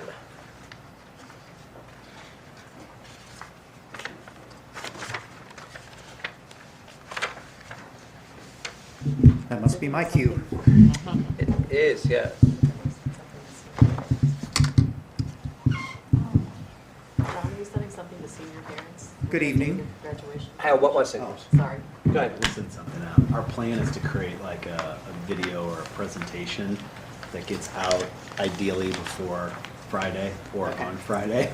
Just because I think if I just got an email about calendar changes, I'm not sure I would even Yeah. Just being honest. I would, and then I would post it to the PTO Facebook page. Kind of like She's the responsible.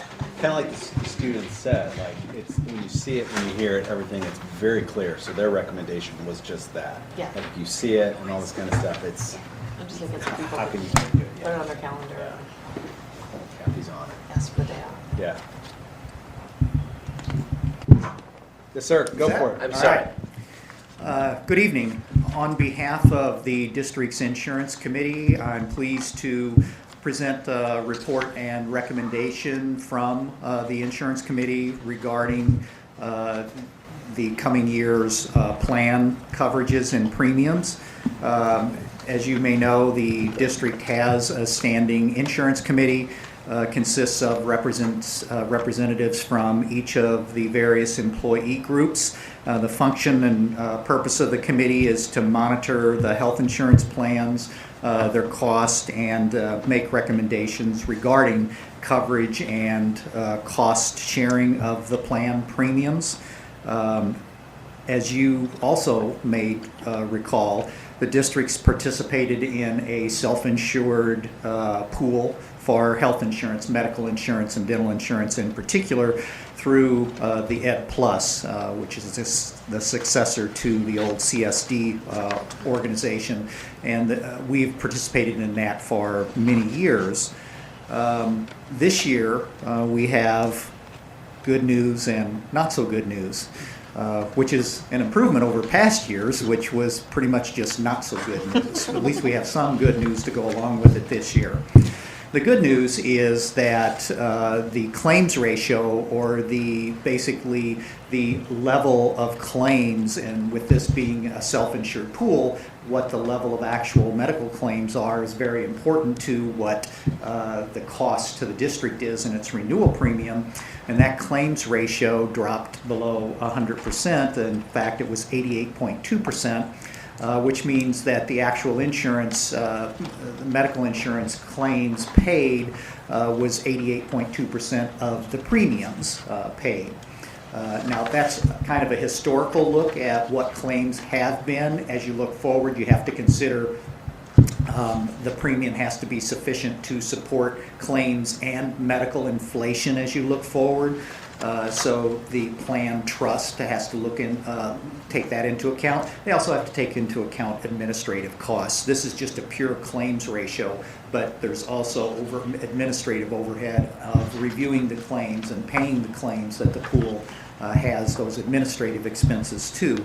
But the good news is that the claims ratio, the claims trend is going in the right direction. In fact, that drop was sufficient to move the district out of the Tier 5, which was the least favorable tier, to Tier 4. And that's one step above Tier 3, which is average. It's kind of the average. If you're better than average, you can be Tier 2, and if you're kind of the best of the best, it's Tier 1. So we're moving in the right direction now. The not so good news, however, is that even with a move to a lower tier or a better tier, we're still looking at a large premium increase of 9.7% this year, just comparable to the increase that we had last year, even though we were in Tier 5. But as it turns out, we had a good year in terms of Webster Groves, but the pool didn't have such a great year. When you look at all of the districts that participate in that combined, their claims ratio was in the mid or upper 90%. So all of those factors considered, and when you look at how they look at the renewal premiums, it's more they administer the pool kind of on a smoothing basis, where if you have a particularly bad year, one year, you don't get an immediate large increase in your premium. Instead, it's averaged over 3 years, so it kind of gives you a little bit of a smoothing effect, whether you have a good year like we had this year or a bad year like we've had for several years in the past. So this is kind of the flip side of the benefit that we've enjoyed the last few years. Well, now is kind of the opposite effect of that. We don't get an immediate benefit to our premium. If we continue that trend, then we would continue to move down to lower tier levels, and hopefully the combination of that plus a better year for the pool as a whole will lead to lower premiums in the long term. The good news, though, is we did account for this. We did anticipate this and build it into the budget. We had built in a 10% increase in the budget, in the premium. So we definitely had a sufficient allowance for that from a budget standpoint. One of the things we looked at, too, and as we look at these annual premium increases, which for the last 3 years now have been about 10%, and we look at that, is that's not a sustainable trend. And so one of the things that goes into the analysis of that is, where are we coming from? Of course, when we look at 10% increases year after year, that starts to mount up to large numbers. But at the same time, we want to see, well, how do we compare? How does our actual level of our premiums compare to other school districts? Because we could have 10% increases, but if we started from a very low premium, we may still be below average when we look at Webster Grove School Districts as a group, compared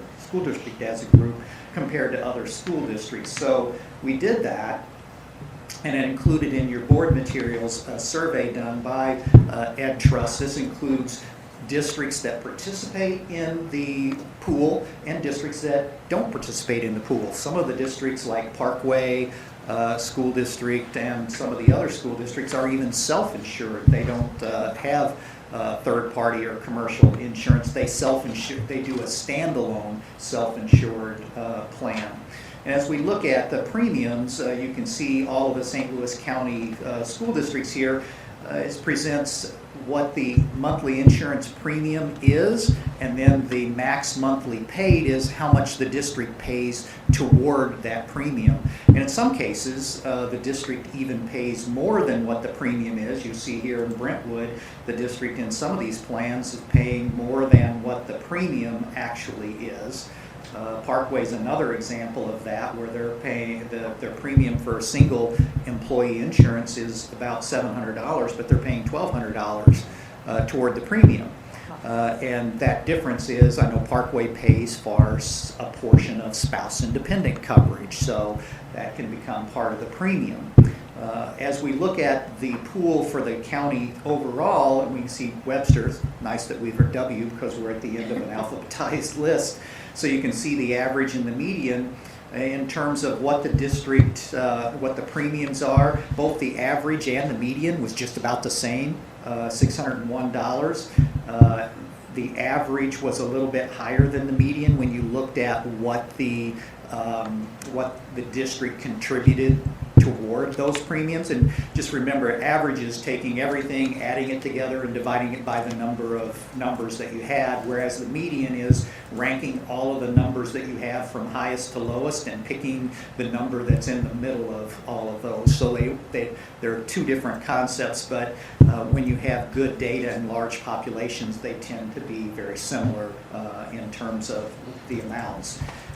So when we look at what the district is actually contributing, $616, this is for the 18-19 school year, that's right in the average, the median to the average range for school districts. So even though we've had a number of years of 10% increases, we're still just kind of at the average premium for the district. And so that kind of suggests that we were kind of behind the curve for a while there, and we're just kind of catching up to average. But the other thing that we look at too, and it was another analysis that I included in your materials, is how much does the district spend per employee on benefits? And this is a number that we kind of have to mine on our own. We get the school district's annual reports to the Department of Elementary and Secondary Education. Medical and dental and vision, health insurance costs are coded to a particular function code by a standardized accounting system that all districts use in the state. And so we can pull out that function code, and then we can go to the cooperating school districts that does a survey of how many full-time and part-time employees are at each school district, and we can do some of our own math to find out how much per employee that a school district is spending on health insurance benefits. So this would be medical, dental, vision, life insurance all combined.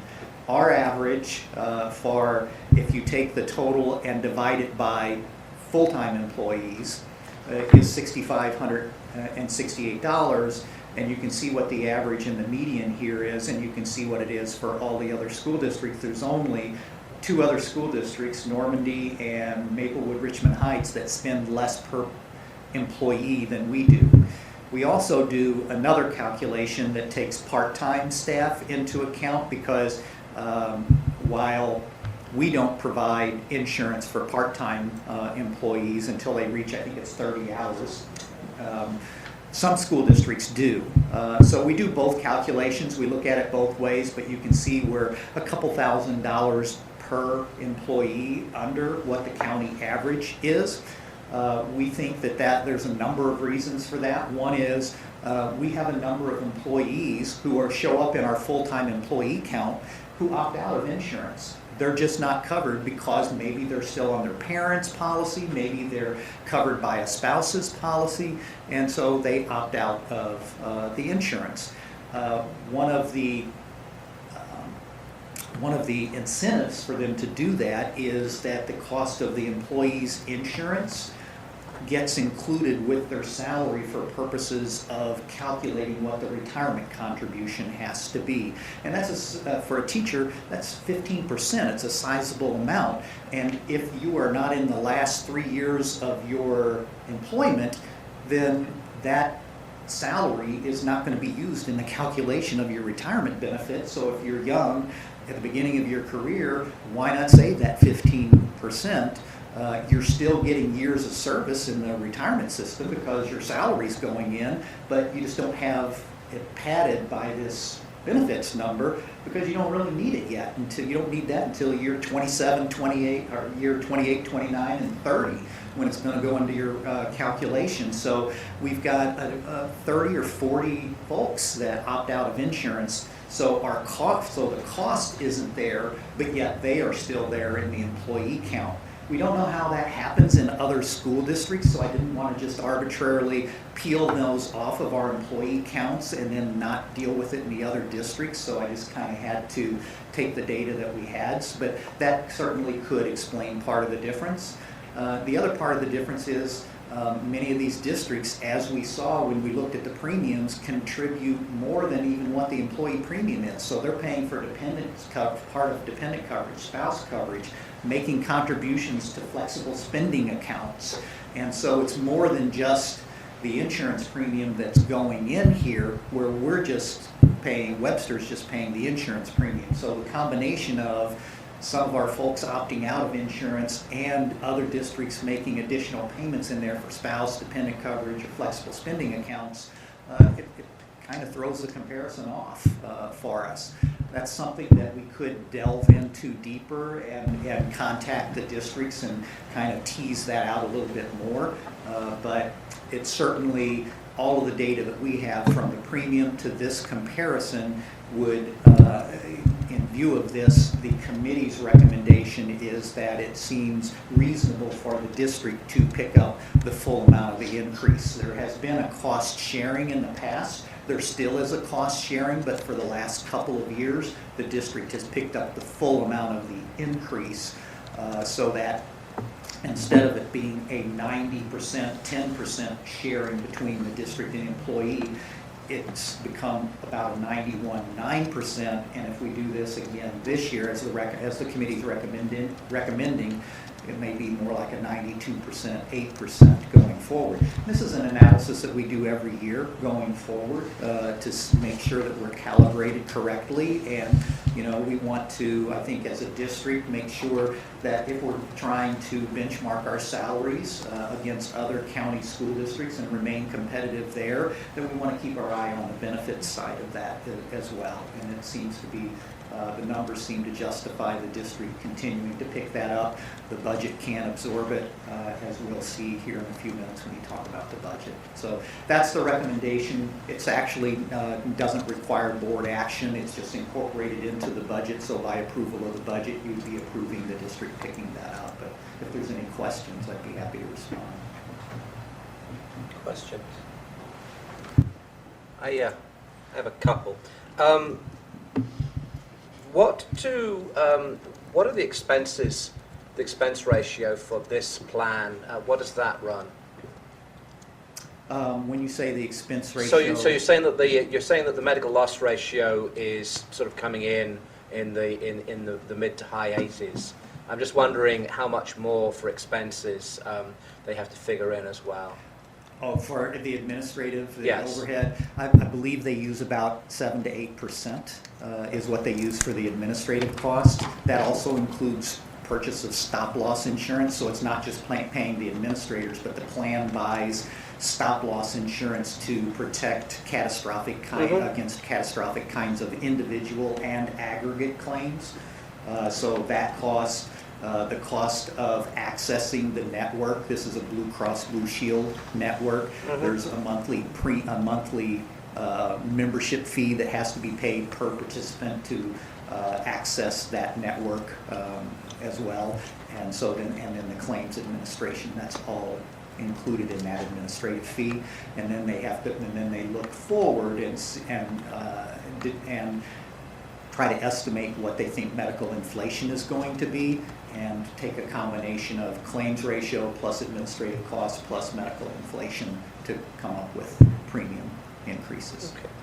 And when did you last look at alternatives to this plan? So when did you last look either at self-insuring and then going and buying stop loss ourselves separately, or alternatively one of the commercial sort of group plans? Yeah, we have not done that since my 3 years here. We've not done that. We did look at the numbers, or we considered a standalone self-insurance, but we're not a big enough group. We don't have a large enough number of people to be a standalone plan. It would be difficult until you reach a number of participants, and generally that's 800, 900 or so is what we've been advised before it becomes feasible to consider a standalone self-insured plan. So that wasn't feasible. We had talked about testing the market, looking at other plans. The problem is that it looks like we have an average premium already, number one. Number two, your claims experience is going to follow you around wherever you go. If we assume that people aren't unnecessarily going to the doctor, then the question becomes, is there a cheaper network out there? Because if the services you need are these services, the only way you're going to save money is to get those services on a less expensive basis. So is there a cheaper network out there, or is there a group that manages care better, that kind of thing? So that's an unanswered question of whether that's out there. But once you leave the self-insured pool, where we have kind of an average premium right now, even though our age of our average participant is a little bit above average. Webster has our age is a little bit higher. They do these metrics in the plan as well. Our age is a year to 2 years higher than the average for the pool itself. Once you leave the plan, you're out for, I can't remember if it's 3 years or 5 years, and you wouldn't be able to come back into the plan. And there was a little bit of a fear that a commercial insurance company, you go out and get private insurance, they give you a low teaser rate, and then year 2, year 3, they start jacking it up, and you're out of options, because the claims ratio that's going to follow you wherever you go, and private companies aren't in the business of taking on a group and losing money with it, so they're going to, their plan is going to be to recover a loss if they have a loss in the first year somewhere down the line. So I think it's something that merits further research and discussion, but it's one of those things that we haven't had time and resources to really devote to a deeper dive on it. We should get perhaps a special assistant to John who can look at that. Okay, that's good. I appreciate that. I think it's something that's worth, if you have time, it's something that's worth looking into. I think based on the numbers you're getting, I mean, the loss ratio, the expenses that you're seeing that are coming through, it'll be interesting to see how it sort of comes through. They don't seem, in terms of where that's coming out, and for a commercial market, it doesn't seem like it's particularly sort of out of whack. Sort of somewhere in the sort of 7, 8, 9% seems to be a fairly standard sort of expense number, and 80. I think commercial rates are going to be looking at the sort of numbers you've got and. So yes, I think you're probably coming out about right there. But if you have some time for a later stage, it might be worth at least having a look at. We did do one other analysis that I'll note, because I think it's important, and it goes toward what our trend has been and what savings opportunities there might be out there. And that is, when we look at the claims, we've analyzed them in several different ways, and have learned that to some extent adverse selection comes into play. The district is required by law to allow retirees to stay in the plan at the retiree's option.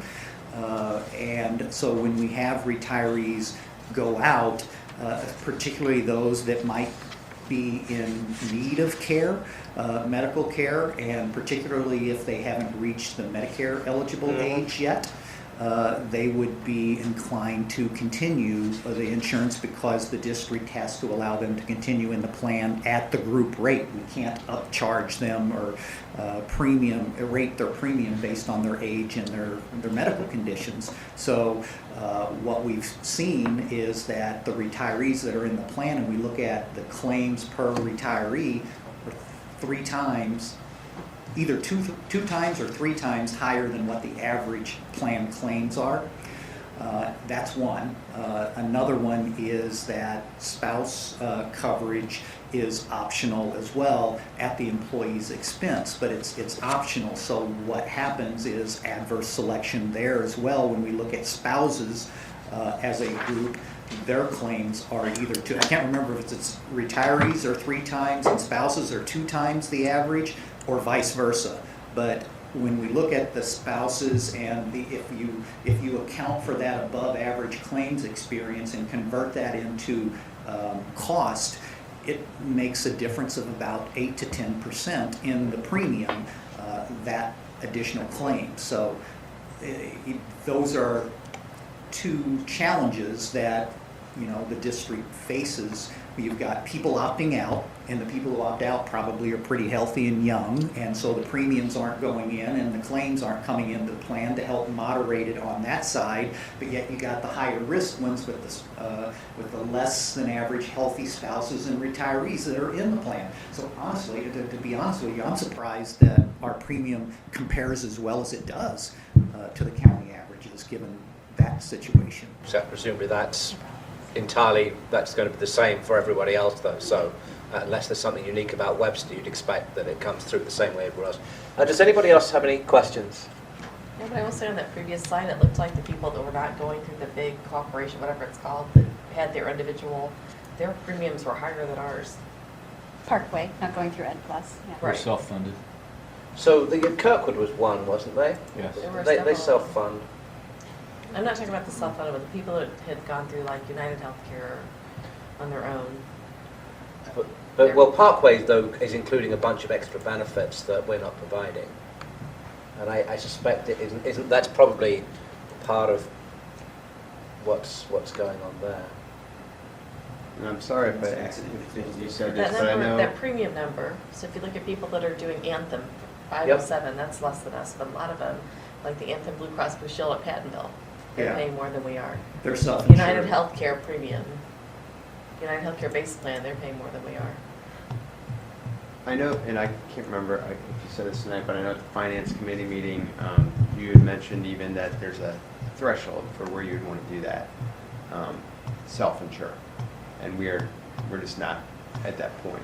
Right. That in terms of size, we're just not at that threshold to be able to do that. It would become because if you self-insure, one of the things that you have to have is stop-loss insurance. You go to a third-party company so that an individual or claims in the aggregate don't bankrupt the plan if you have a particularly really highly involved case or two, or in the aggregate a really bad few years of experience, especially in the startup years before you get some reserves established.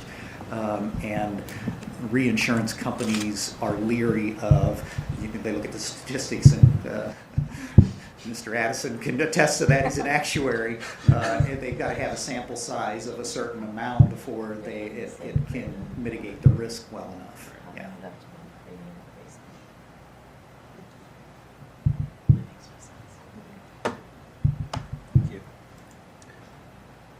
And just to make the point that, I think I read there, and I apologise if you did say it, but it was worth noting. You said that yes, we're going to do it this time, but we're not setting this up as a precedent. So it seems reasonable this time, but there's an expectation that yes, the idea of cost sharing is something that certainly boards in the past have felt, and I think you and your team have felt is something that's important. And I think also the teachers are bought into the idea that if there is a cost-sharing element to it, people will, even if their cost-sharing is 9%, they're still going to pay a greater degree of care to something where they have a vested stake as well. And so just that's a good way for them to go and view this. Certainly, yeah. The committee discussed that point specifically and acknowledged that it was important for them to have a stake in it, so that for them to bear a portion of the premium was an important element of the plan. In fact, at the time that our last meeting, we hadn't gathered all of the data for the comparative premiums and the cost per employee comparison, and we left that last meeting with the understanding that if the comparative data was not favorable, that we were going to have to meet and talk about an appropriate cost sharing, and everybody, that was understood and everybody was fine with that. But then when we did the analysis and we saw where we were with the average premium, the cost per employee, it appeared that the district was behind in those regards, so that it was appropriate for the district to pick that up, and we didn't have to continue that conversation this year. But it's something we look at every year. Yeah, and I know that certainly as part of the meet and confer process as well, whilst we don't specifically focus on insurance, we do still look at sort of all aspects, and then there are other aspects of compensation as well that all get sort of thought of by that group as well. Just out of interest, who's the board representative on the insurance committee? And Arnold, did you have anything you wanted to say? No, it's covered it well. Good. Anybody got any other questions? Okay, thank you very much. And so you said there's no action necessary because that's actually included as part of the budget? That's correct. Okay, thank you. Okay, we'll move on to the technology infrastructure network upgrade. This is an item that we're asking for board action on. As communicated, and Bill Kay sends his regrets, he couldn't join us this evening, but this is his 24th wedding anniversary, and he felt like he needed to have his priorities straight. So he sat down with me, briefed me on it. I think it's pretty much covered in his between his communication and the transmittal that I put along with it. I think it pretty much covers it. As noted in his communication, much of the district's technology infrastructure is over 10 years old, which was kind of a surprise to me. Because that's ancient in technological terms. I can't believe it's still functioning as well as it is. But it has reached the end of its useful life and can no longer support software upgrades, and those software upgrades are important to maintain the security of the system so that it can't be invaded by outside interests, hacked, so to speak. And then also just the operational efficiency of it. It'd be more susceptible to breakdowns over time if we don't get the patches and the software fixes that come through. And then the network could also become slower as well. The timing of this particular upgrade is important because the hardware is eligible for a 40% E-rate discount, and where E-rate picks up 40% of the cost, the district just picks up 60% of the cost. This is the last year where that's a certain arrangement. It may continue in the future, but at what level that it would be is just not clear. It's not known at this time. So, given that and knowing that the district had allocated money in the existing year's budget, this is in the building improvement line item in the budget, for the district's contribution toward that is within the current year's budget. We are recommending, and this applies both to the administrative, in case there was a question about that. I noticed something that came up is this going to help the instructional technology side and the students' use, or the administrative side? And the answer is both. Is this applies equally really to both student users for instructional purposes and teachers for instructional purposes, as well as administrative users. So E-rate actually bids out the hardware, and then districts, depending on what hardware they need, then piggyback what those E-rate contracts are that are in place.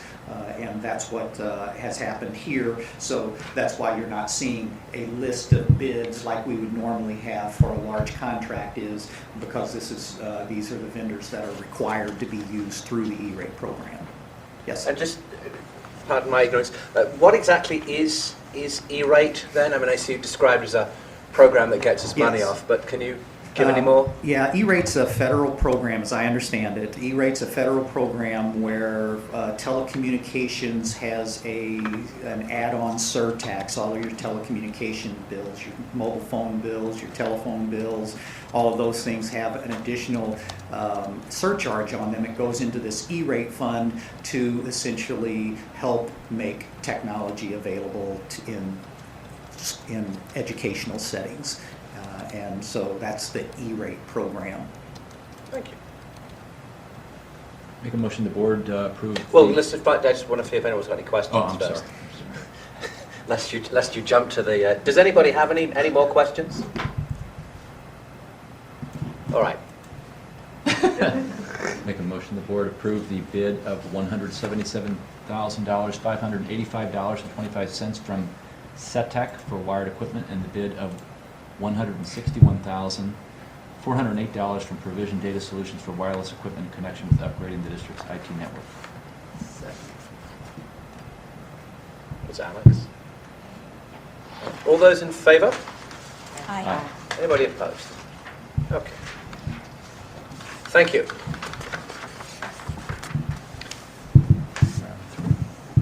Bruce? Yes. Those breaks you referred to before. Got some water, Bruce? Or? No, I'm okay. Do you want to take a minute? No, I'm good. Okay. I'm good.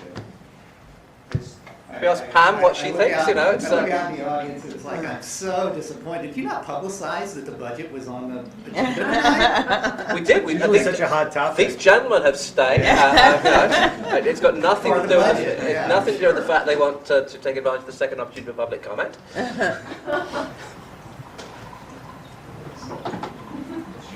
We're just waiting for Pam to tell you, no, you've got it all wrong, you know. That's it, yeah. You probably tell me privately.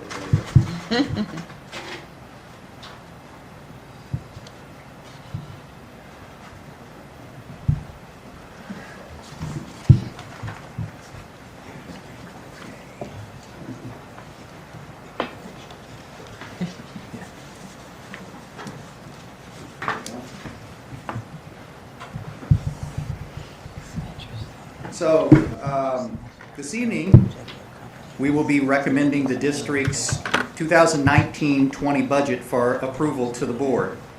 However, before we get into the presentation, I'd like to once again acknowledge the tireless efforts of the district's comptroller, Joanne Kite, who also was not able to join us this evening.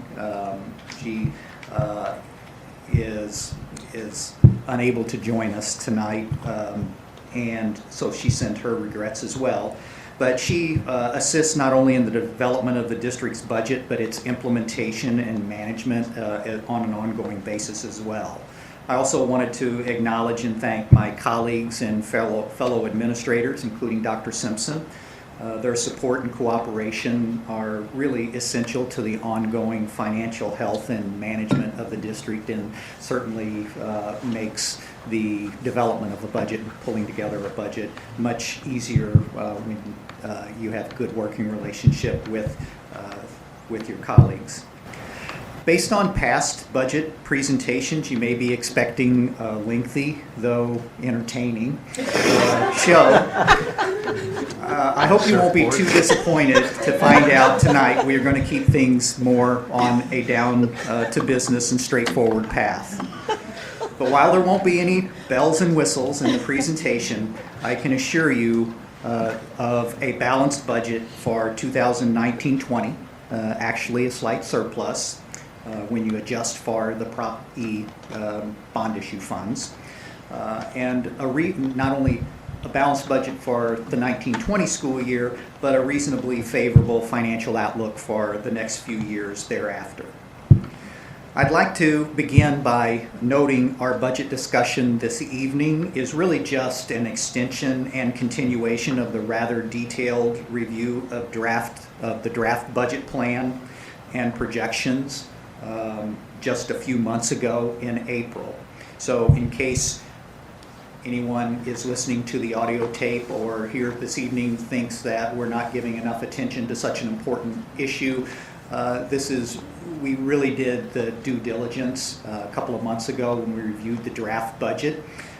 So tonight we are really just supplementing the deep dive and due diligence that has already occurred. So when we think about the budget, you can wonder, it's like, okay, is it partly cloudy, kind of, you're thinking, relating the budget to weather, is it partly cloudy or partly sunny? And I think it's all in your perspective, and by the end of our presentation, perhaps you'll be able to tell me whether you think our outlook and budget forecast is partly cloudy or whether it's partly sunny. So as we have noted during past budget discussions, there's an underlying structural tension between revenue growth and expenditure inflation. For the past few years, the district has been able to successfully navigate this environment through a combination of efficiency measures, revenue enhancements, and conservative budget practices. The challenge going forward will be in how long this balance can be sustained. So to quote the tennis great Arthur Ashe, let's start from where we are. And starting from where we are, I wanted to look at that in two ways. One is, how is the current fiscal year going? Where are we year to date from this year? Because a lot of the comparisons when we look at the 19-20 budget is comparing it to the 18-19 budget. So we need to have a good degree of confidence in the appropriateness or in the accuracy of the current year budget in order to feel good about the projections that we're comparing to that. So we're going to take a look at our May year-to-date operating results for 18-19, and then we'll step back from there and go back to the April draft of the 19-20 budget, which we've already reviewed in detail, and then talk about the changes that have been made to that document, because we've already done the study of the details of the 19-20 budget. So where has that been tweaked, and how does that compare to this year's budget once we have a good degree of confidence in where we are for this year? So looking at the operating revenues year to date through the end of May, we had a budget for property taxes, and I look at this we have three large revenue sources: property taxes, the state foundation formula, and Prop C. That accounts for 80-85% of the district's revenue. So if we nail those down pretty tight, we've gone a long way in having an accurate revenue budget. Our budget for property taxes was or is $40,255,000. Year to date, we had collected $38 million, so there's a difference remaining to be collected. And this is operating budget. We're looking at the operating budget, which kind of sets aside the debt service fund as a separate operation. We'll look at that kind of at the end of the discussion of the operating revenues. So we have $2.2 million of operating property tax revenues to make our budget. We know that we have $2.6 million in protested taxes that are going to be released this month, and about $300,000 of that is debt service. Will go to the debt service fund, so we'll get about $2.3 million. So we're going to wind up property taxes really close, maybe a couple tenths of a percent over budget on property taxes. We're looking at the state formula, budget $8.5 million. Our actual year-to-date, $7.8 million, remains to make 100% of budget, $650,000. Our normal monthly payment is just over $700,000. So when we receive the June payment, we may be $29,000, $30,000 above over budget in foundation formula. Again, just a few tenths of a percent better than budget. Prop C had budgeted almost $4.1 million. We're at 3.7, almost 3.8 million collected. Still have 300,000 to go. Our average monthly payment has been 340,000 there for year to date. We're expecting 320,000 in June. So again, we'll be a few tenths of a percent to the good side of budget there, but very close. In the all other category, these are the federal revenues, food service revenues, preschool tuition, adventure club fees, interest earnings, all the other sources of revenue for the district. And our budget was $8.9 million. We've collected about almost $8.6 million. We have 360,000 to go. And the VIC payment alone, we get 70% of the annual tuition that the voluntary student transfer program pays to the district for those students. That payment will be about $480,000. Our interest earnings, because we had some of that in time deposits and CDs that will mature in June, so the interest will be recognized there. Probably our interest earnings during the month of June of a couple $100,000.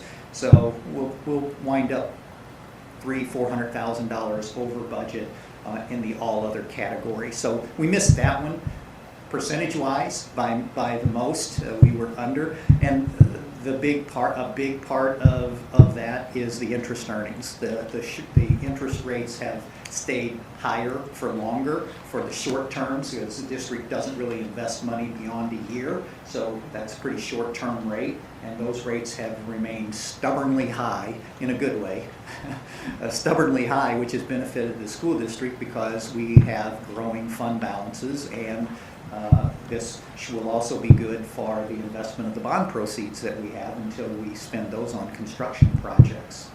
So the bottom line for operating revenues is that we have $3.5 million to go during the month of June. We should beat that by maybe $500,000 or so. And so I think we'll be somewhere around 100.5% of revenues. Our goal is to be within 2% accuracy, so this is well within what we were hoping to achieve. On the expenditure side, we really divide the expenses up into two big buckets: the salaries and benefits, which amount to 80 to 85% of the district's budget, and then the all other category, which is utilities and transportation and instructional supplies, computer repair, custodial supplies, all of those other kinds of things. From a salaries and benefits standpoint, our budget was $46.5 million. We spent $44.6, so a difference of $1.8 million for the month of June. When we compare that to prior year expenses, and you understand salaries get paid out over the course of the year pretty evenly, so when you compare where we are on salary and benefit percentage-wise in one year at the particular point, and you compare it to the next year, it's a very consistent kind of comparison. Last year, at the end of June, we were at 97.28%.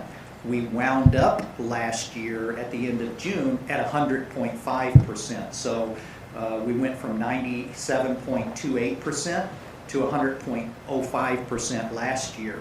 So if we start about 1% behind where we were at the end of May last year, we believe we'll end up about 1% behind where we closed last year. So we think our salaries and benefits will probably be about 99% of budget.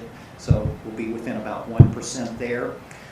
The other category is a difficult one because it includes building budgets and facilities budgets that can't be spent until school gets out, and then they wind up getting carried over. But we look at last year for comparison purposes. At the end of May, we had spent 86.6%. This year, we're at 80.6%. So we're 6% below last year.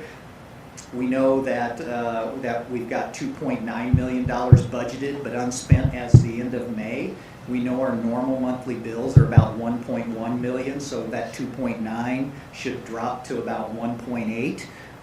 But we also know that there are monies in the budget that won't get spent and will get carried over to next year. Those are the building budget allocations, the facilities projects allocations. Whatever doesn't get spent this year carries over to the following year.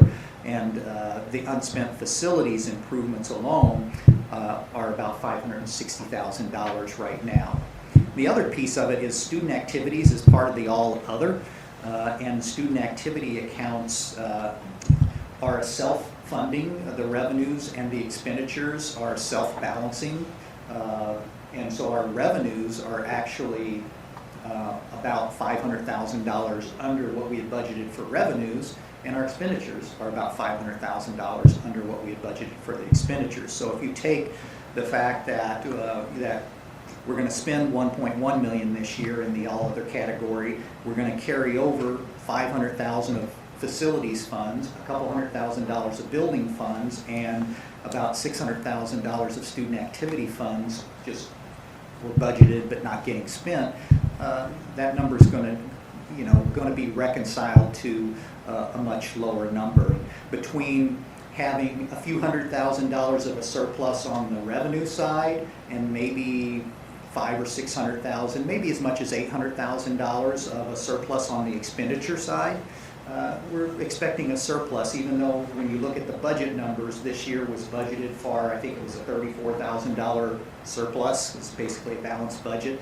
That number, when the dust settles and you account for the carryovers and the student activities, which doesn't really become part of our operating monies, we're going to have about $1 million of a surplus this year when we close the books.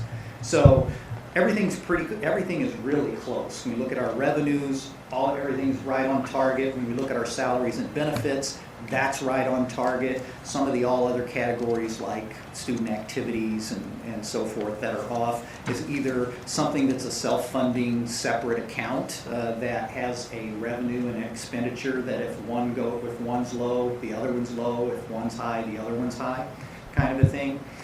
So what this does for me is gives me a really high degree of confidence that when we compare this year's, the 19-20 budget to 18-19 figures, those 18-19 figures are pretty solid that we're comparing it to.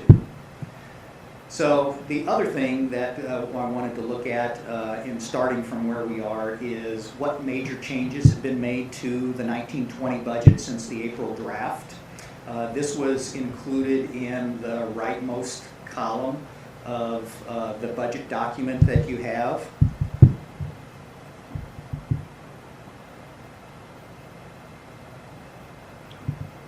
So if you look at the budget document that was posted on board docs,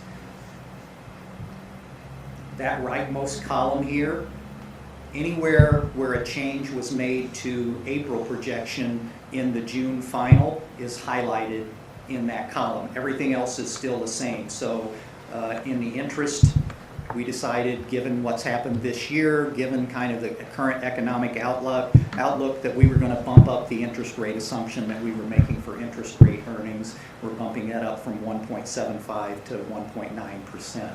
We updated the early childhood revenue projections and the preschool revenue projections when we got an updated budget from from Marty over at Ambrose. We increased the state accuracy target in the foundation formula by $32 from $6,308 per student to $6,340 per student, which was a $32,000 increase. And so that increased what our projection for the foundation formula would be. And so if you want to get a sense of where changes were made to that April budget document, you can look and just see that rightmost column where something's flagged with a footnote there. That represents a change.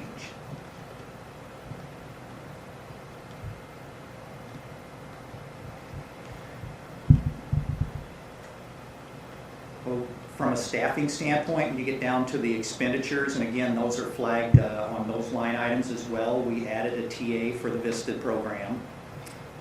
We added also an FTE for the high school academic lab and 0.4 FTE for elementary health. We reduced an FTE for gifted at Clark based on caseloads. And then we had another retirement or two since April that increased our retirement savings projections. In addition to those operating budget changes, we also added a capital expenditure budget for the bond sale proceeds and added in the interest payments in debt service. We also included the interest earnings on the bond proceeds in our estimates for interest earnings for the district as well. So those were the major changes. There were a few minor kinds of things that were made as well. I think we reduced Head Start by $8,000 or something like that. So there were some minor changes. Those are all footnoted. I'm just not highlighting them here because they weren't a major kind of a change. Looking at overall the 1920 operating budget and a summary, give a little bit of a history here, not just of the property taxes, but some of the things that underlie that property tax. The assessed valuation in 16-17 was $740 million. We're projecting that at $962 million based on the preliminary numbers that we got from the county assessor's office. It's almost a 30% increase over a 3-year period. And that is really due to the effect of 2 reassessment years, one 17-18 where it jumped from 740 to 807. And then you can see it was kind of a stagnant year in the non-reassessment year, and then jumped again the following year, 2019 reassessment year. At the same time, you can see what happens to our tax levy when we have a large reassessment increase. We went from 520 to about 489 from 16-17 to 17-18. Now we're going down to 424. So our tax rate has gone down almost 20%. So over that 3-year period in property taxes, between what we were able to keep through the CPI adjustment and through new construction, pretty much represents that 10% differential between those two, that assessed valuation increase and the tax rate decrease. So that amounts to an average in property taxes of about 3% a year. State formula has increased 12%. That's largely a factor of this 16-17. It's the last year that we did not have full day kindergarten as part of our ADA. It was 16-17. So 17-18 saw a large jump because that's the year that we started getting the full day kindergarten money for that additional half day. We actually got 2 years worth of that in 17-18. We were able to get the current year for 17-18 plus get a retroactive year. We had to go to court. So for those veterans on the board who's been here long enough, we had to go to court to get that preceding year allocation, but we were successful in doing that. And so then that revenue source has increased by 12% over the 3-year period. Prop C's increased by about 9% over that 3-year period. All other revenues have dropped, combined, all other revenues have dropped by about 7%. That's a combination of federal funding going down, of the tuition that we used to charge for full day kindergarten was part of the all other revenues, and so that we no longer collect tuition when we're claiming the ADA for state purposes.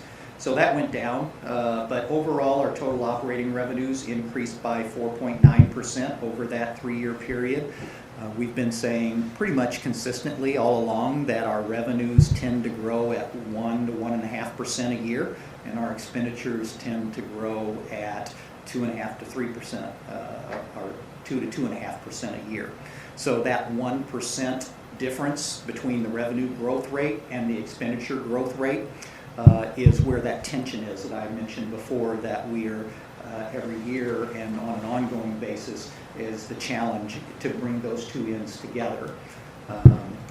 And so far we've been able to do that, and it looks like we'll be able to continue doing that for at least the next couple of years. We also look graphically at the major revenue sources. Here, that graph was included in your materials as well. We look at basically our operating revenues in total is the blue line. Our current property taxes is the green line. So you can see that that's just kind of a slowly, gradually increasing line that goes back, at least for purposes of the graph, to 2014-15.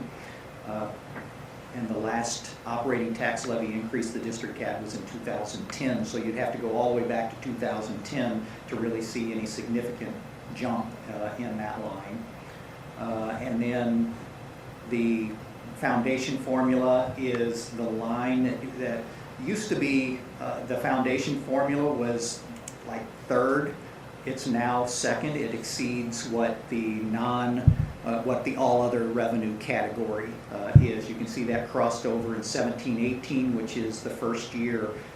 Here is the first year that we started claiming full day kindergarten, and the state has been fully funding the foundation formula ever since then. So that's kind of helped keep this line up. And then Prop C is that bottom line, and it's just kind of a slow growth combine all those, that's what the blue line is here. We also superimpose the expenditure line so you can see how those compare. When you look at the distance between the revenue line and the expenditure line, this area in between kind of represents a surplus. That's the surpluses that we've had that have been going into fund balances for the past 3 years.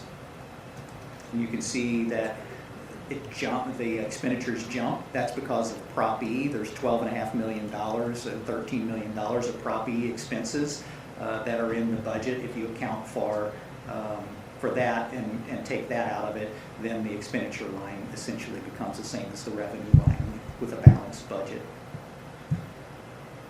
Speaking of expenditures, our salaries over the last 3 years have grown by about 9%. That includes both increases, salary increases, as well as additional staff. Last year, you may recall, we added some reading intervention specialists. This year, we had a couple. Last year, we had a couple of new teachers at Edgar Road for class sizes to meet our class size guidelines, and the reading intervention specialist. And then this year, we had another staff member for class sizes. We had a gifted teacher at Hickson. We had some additional staffing at the high school that we looked at before. So including both salary increases as well as the additional staff, that's all in the 9%, which is about 3% per year. Benefits, 21.43%, and that's kind of a reflection, a good portion of that is the 10% increase per year that we've had in health insurance. But the benefits also includes retirement and Social Security contributions. Those would have gone up by 9%. The insurance piece of it would have gone up by about 30%. So you average those two together and you get about 21% for the benefits. All other operating expenditures are up about 16.38% for a total average increase of about 12.4% over the 3-year period. But you have to remember, too, when we look at these numbers, this $63 million is our projected budget, excluding the Prop E bond issue. And that's our budget. When you compare that to 16-17, that's our actual expenditures. Just like we were comparing how are we doing this year compared to the 18-19 budget, we always wind up the year underspent on the budgets because of the facilities improvements, the building allocations, and just our conservative budget practices. So this $63 million is a budget number, but given the way that things go in the district, it's on the high side. So it's really overstating what the true cost increase is going to be for that period of time. So you have to take that number with a little bit of a grain of salt and understanding that it's one number is the budget for the 1920 year, and you're comparing that to an actual number which is just the actual expenses and didn't include those kinds of things. So it overstates what that percentage increase is.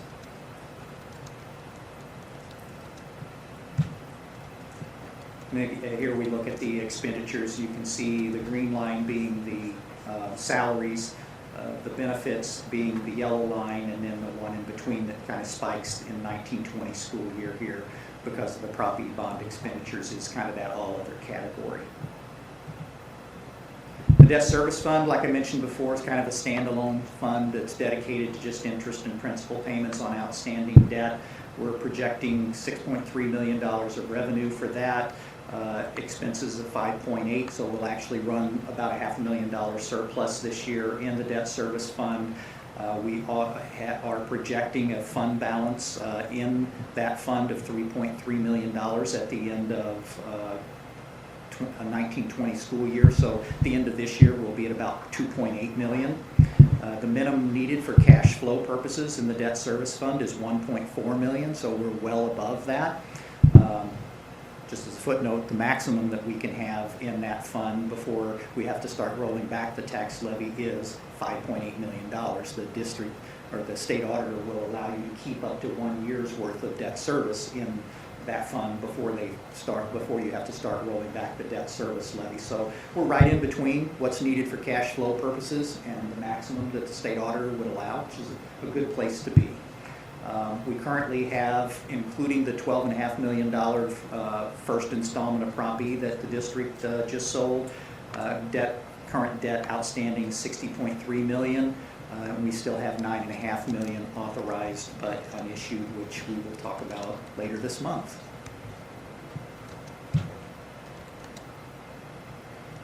Looking at the kind of the multi-year outlook, I thought it was important just to kind of get a sense for what the surpluses have been. So don't try to put a lot of numbers up there, just give you the bottom line. In terms of the operating budget, in 14-15, the district ran an $800,000 surplus, and then starting in 15-16, and from there forward, we've run sizable surpluses: $2.5 million, $4.3 million, $3 million.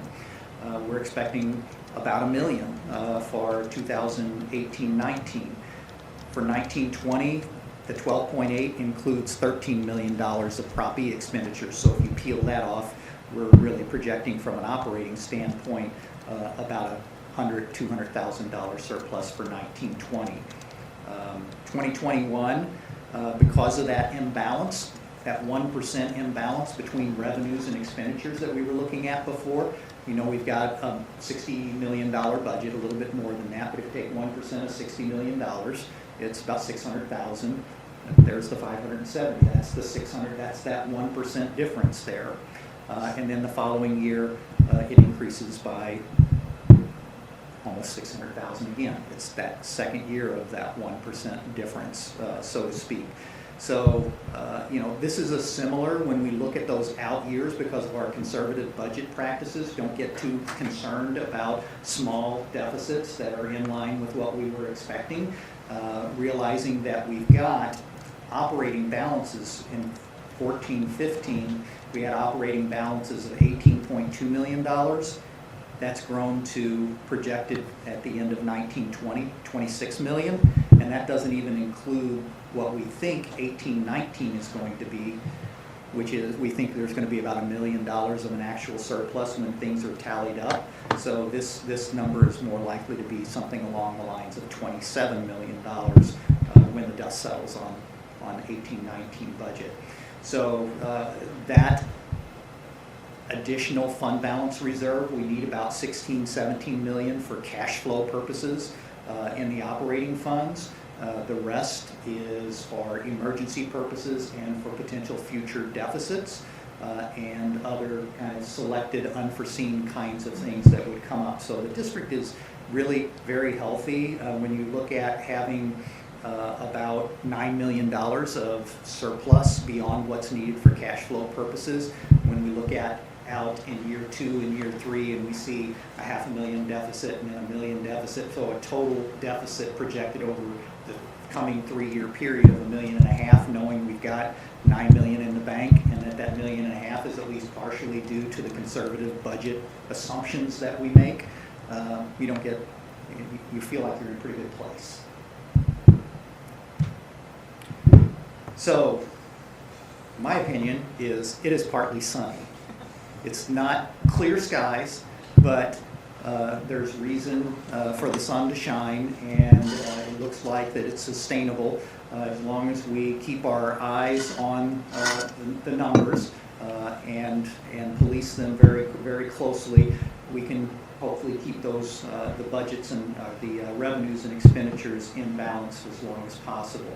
There is a more detailed budget document. All of the summary numbers that we were looking at, even that kind of detailed sheet with all those numbers on it, it gets broken down by building and by other kinds of programs into hundreds, if not thousands, of different account numbers. And that's where Joanne sits back in her office and disaggregates all of that and gets that all set up on the computer so it can be tracked and everybody can be accountable for that and get the budget reports. So that more detailed budget document's available in the business office for our inspection, your inspection, and members of the public to come in and inspect. So at this point, with that information. I would open it up to questions, but we are recommending approval of the 1920 budget as presented. Questions?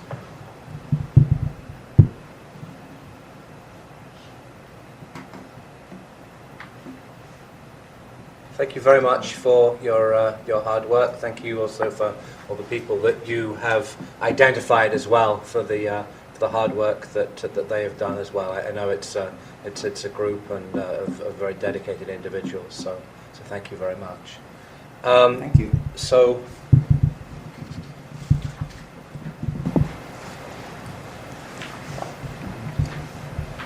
Make a motion that the Western Grove School District Board of Education approve the proposed 2019-2020 district budget, which projects operating revenues of $63,444,500, operating expenditures of $76,231,700,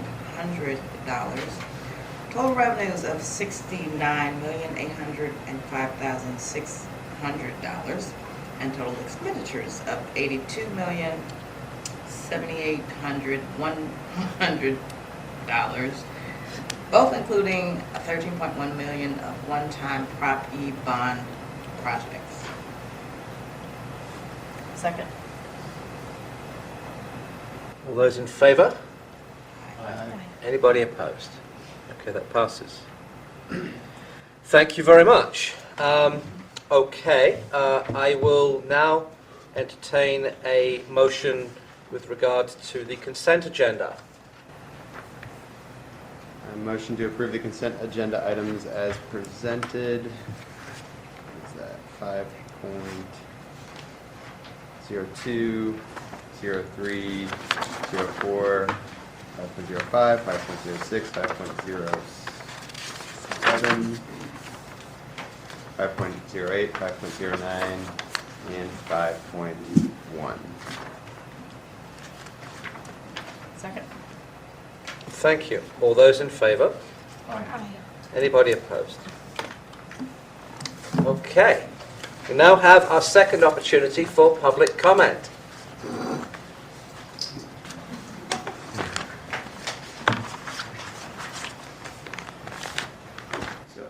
Joseph Langlitz, 128 West Cedar Avenue.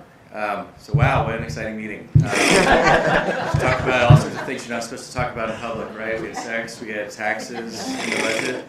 But on a serious note, my wife and I do appreciate the opportunities for me to be here to present our concerns and give feedback to the board on the plans related to the Bristol parking lot. I do want everyone on the board to be aware that there is a parking study that was done by a group called T Squared, transportation planner Carrie Falkenrath, and this was critical in the conditional use permit that facility for the development plan is going to be given by the city to be able to start operating. And in that plan, there are 110 parking spaces of Webster Grove School District property, 50 at Bristol and 60 at the Ambrose Center. They're included as fundamental to this conditional use permit. So I want you to be aware of that. I also do want to recommend that you bring a motion to vote on this decision soon, both because it will impact the neighbors within the community, but also it will impact the business's potential to be able to move forward if the conditional use permit hinges on them having 110 parking spaces off street parking. So I do urge you to vote on this soon, and I appreciate you for your time. Thank you. Anybody else? Please. Thank you. Jamie Bailey, 115 West Cedar. So I think you've heard tonight too that many of us in the neighborhood are in favor of business development in Webster. I think really what our concerns are just really the impact on our quiet residential neighborhood that's historically the reason why we moved there. And if you look deeper into that parking plan, the business really depends heavily upon utilizing our streets in the area around Bristol. to be able to operate that event center. The owner of the event center has also publicly stated that they do have alternatives to the Bristol parking lot for their valet service. So it's not a situation where it's Bristol or nothing, right? So that's not something that would halt the development. But I think you've also heard from many people too that have come here to speak tonight that we feel that our neighborhood, will already be negatively impacted by just the abundant traffic and the safety concerns that we have, and we're addressing those with the city. So that's not something that we need to go into detail tonight. But I think really, having, in addition to that, having that valet parking in our backyard, it gets to be somewhat excessive, and so that really. We feel like we need some degree of relief, that potentially having that valet parking somewhere else would be a good start. Thank you. Thank you very much. Any other public comments? Okay. In which case, I will entertain a motion to recess into executive session. Make a motion we recess into executive session for the purpose of discussing personnel, section 610-.201, subsection 3. Legal matters, section 610.021, subsection 1, and student matters, 610.021, subsection 6. Roll call vote, please. Keller? Snell? Yes. Stratus? Yes. Quinn? Yes. Dr. Sturger? Yes. Mr. Connor? Yes. Okay.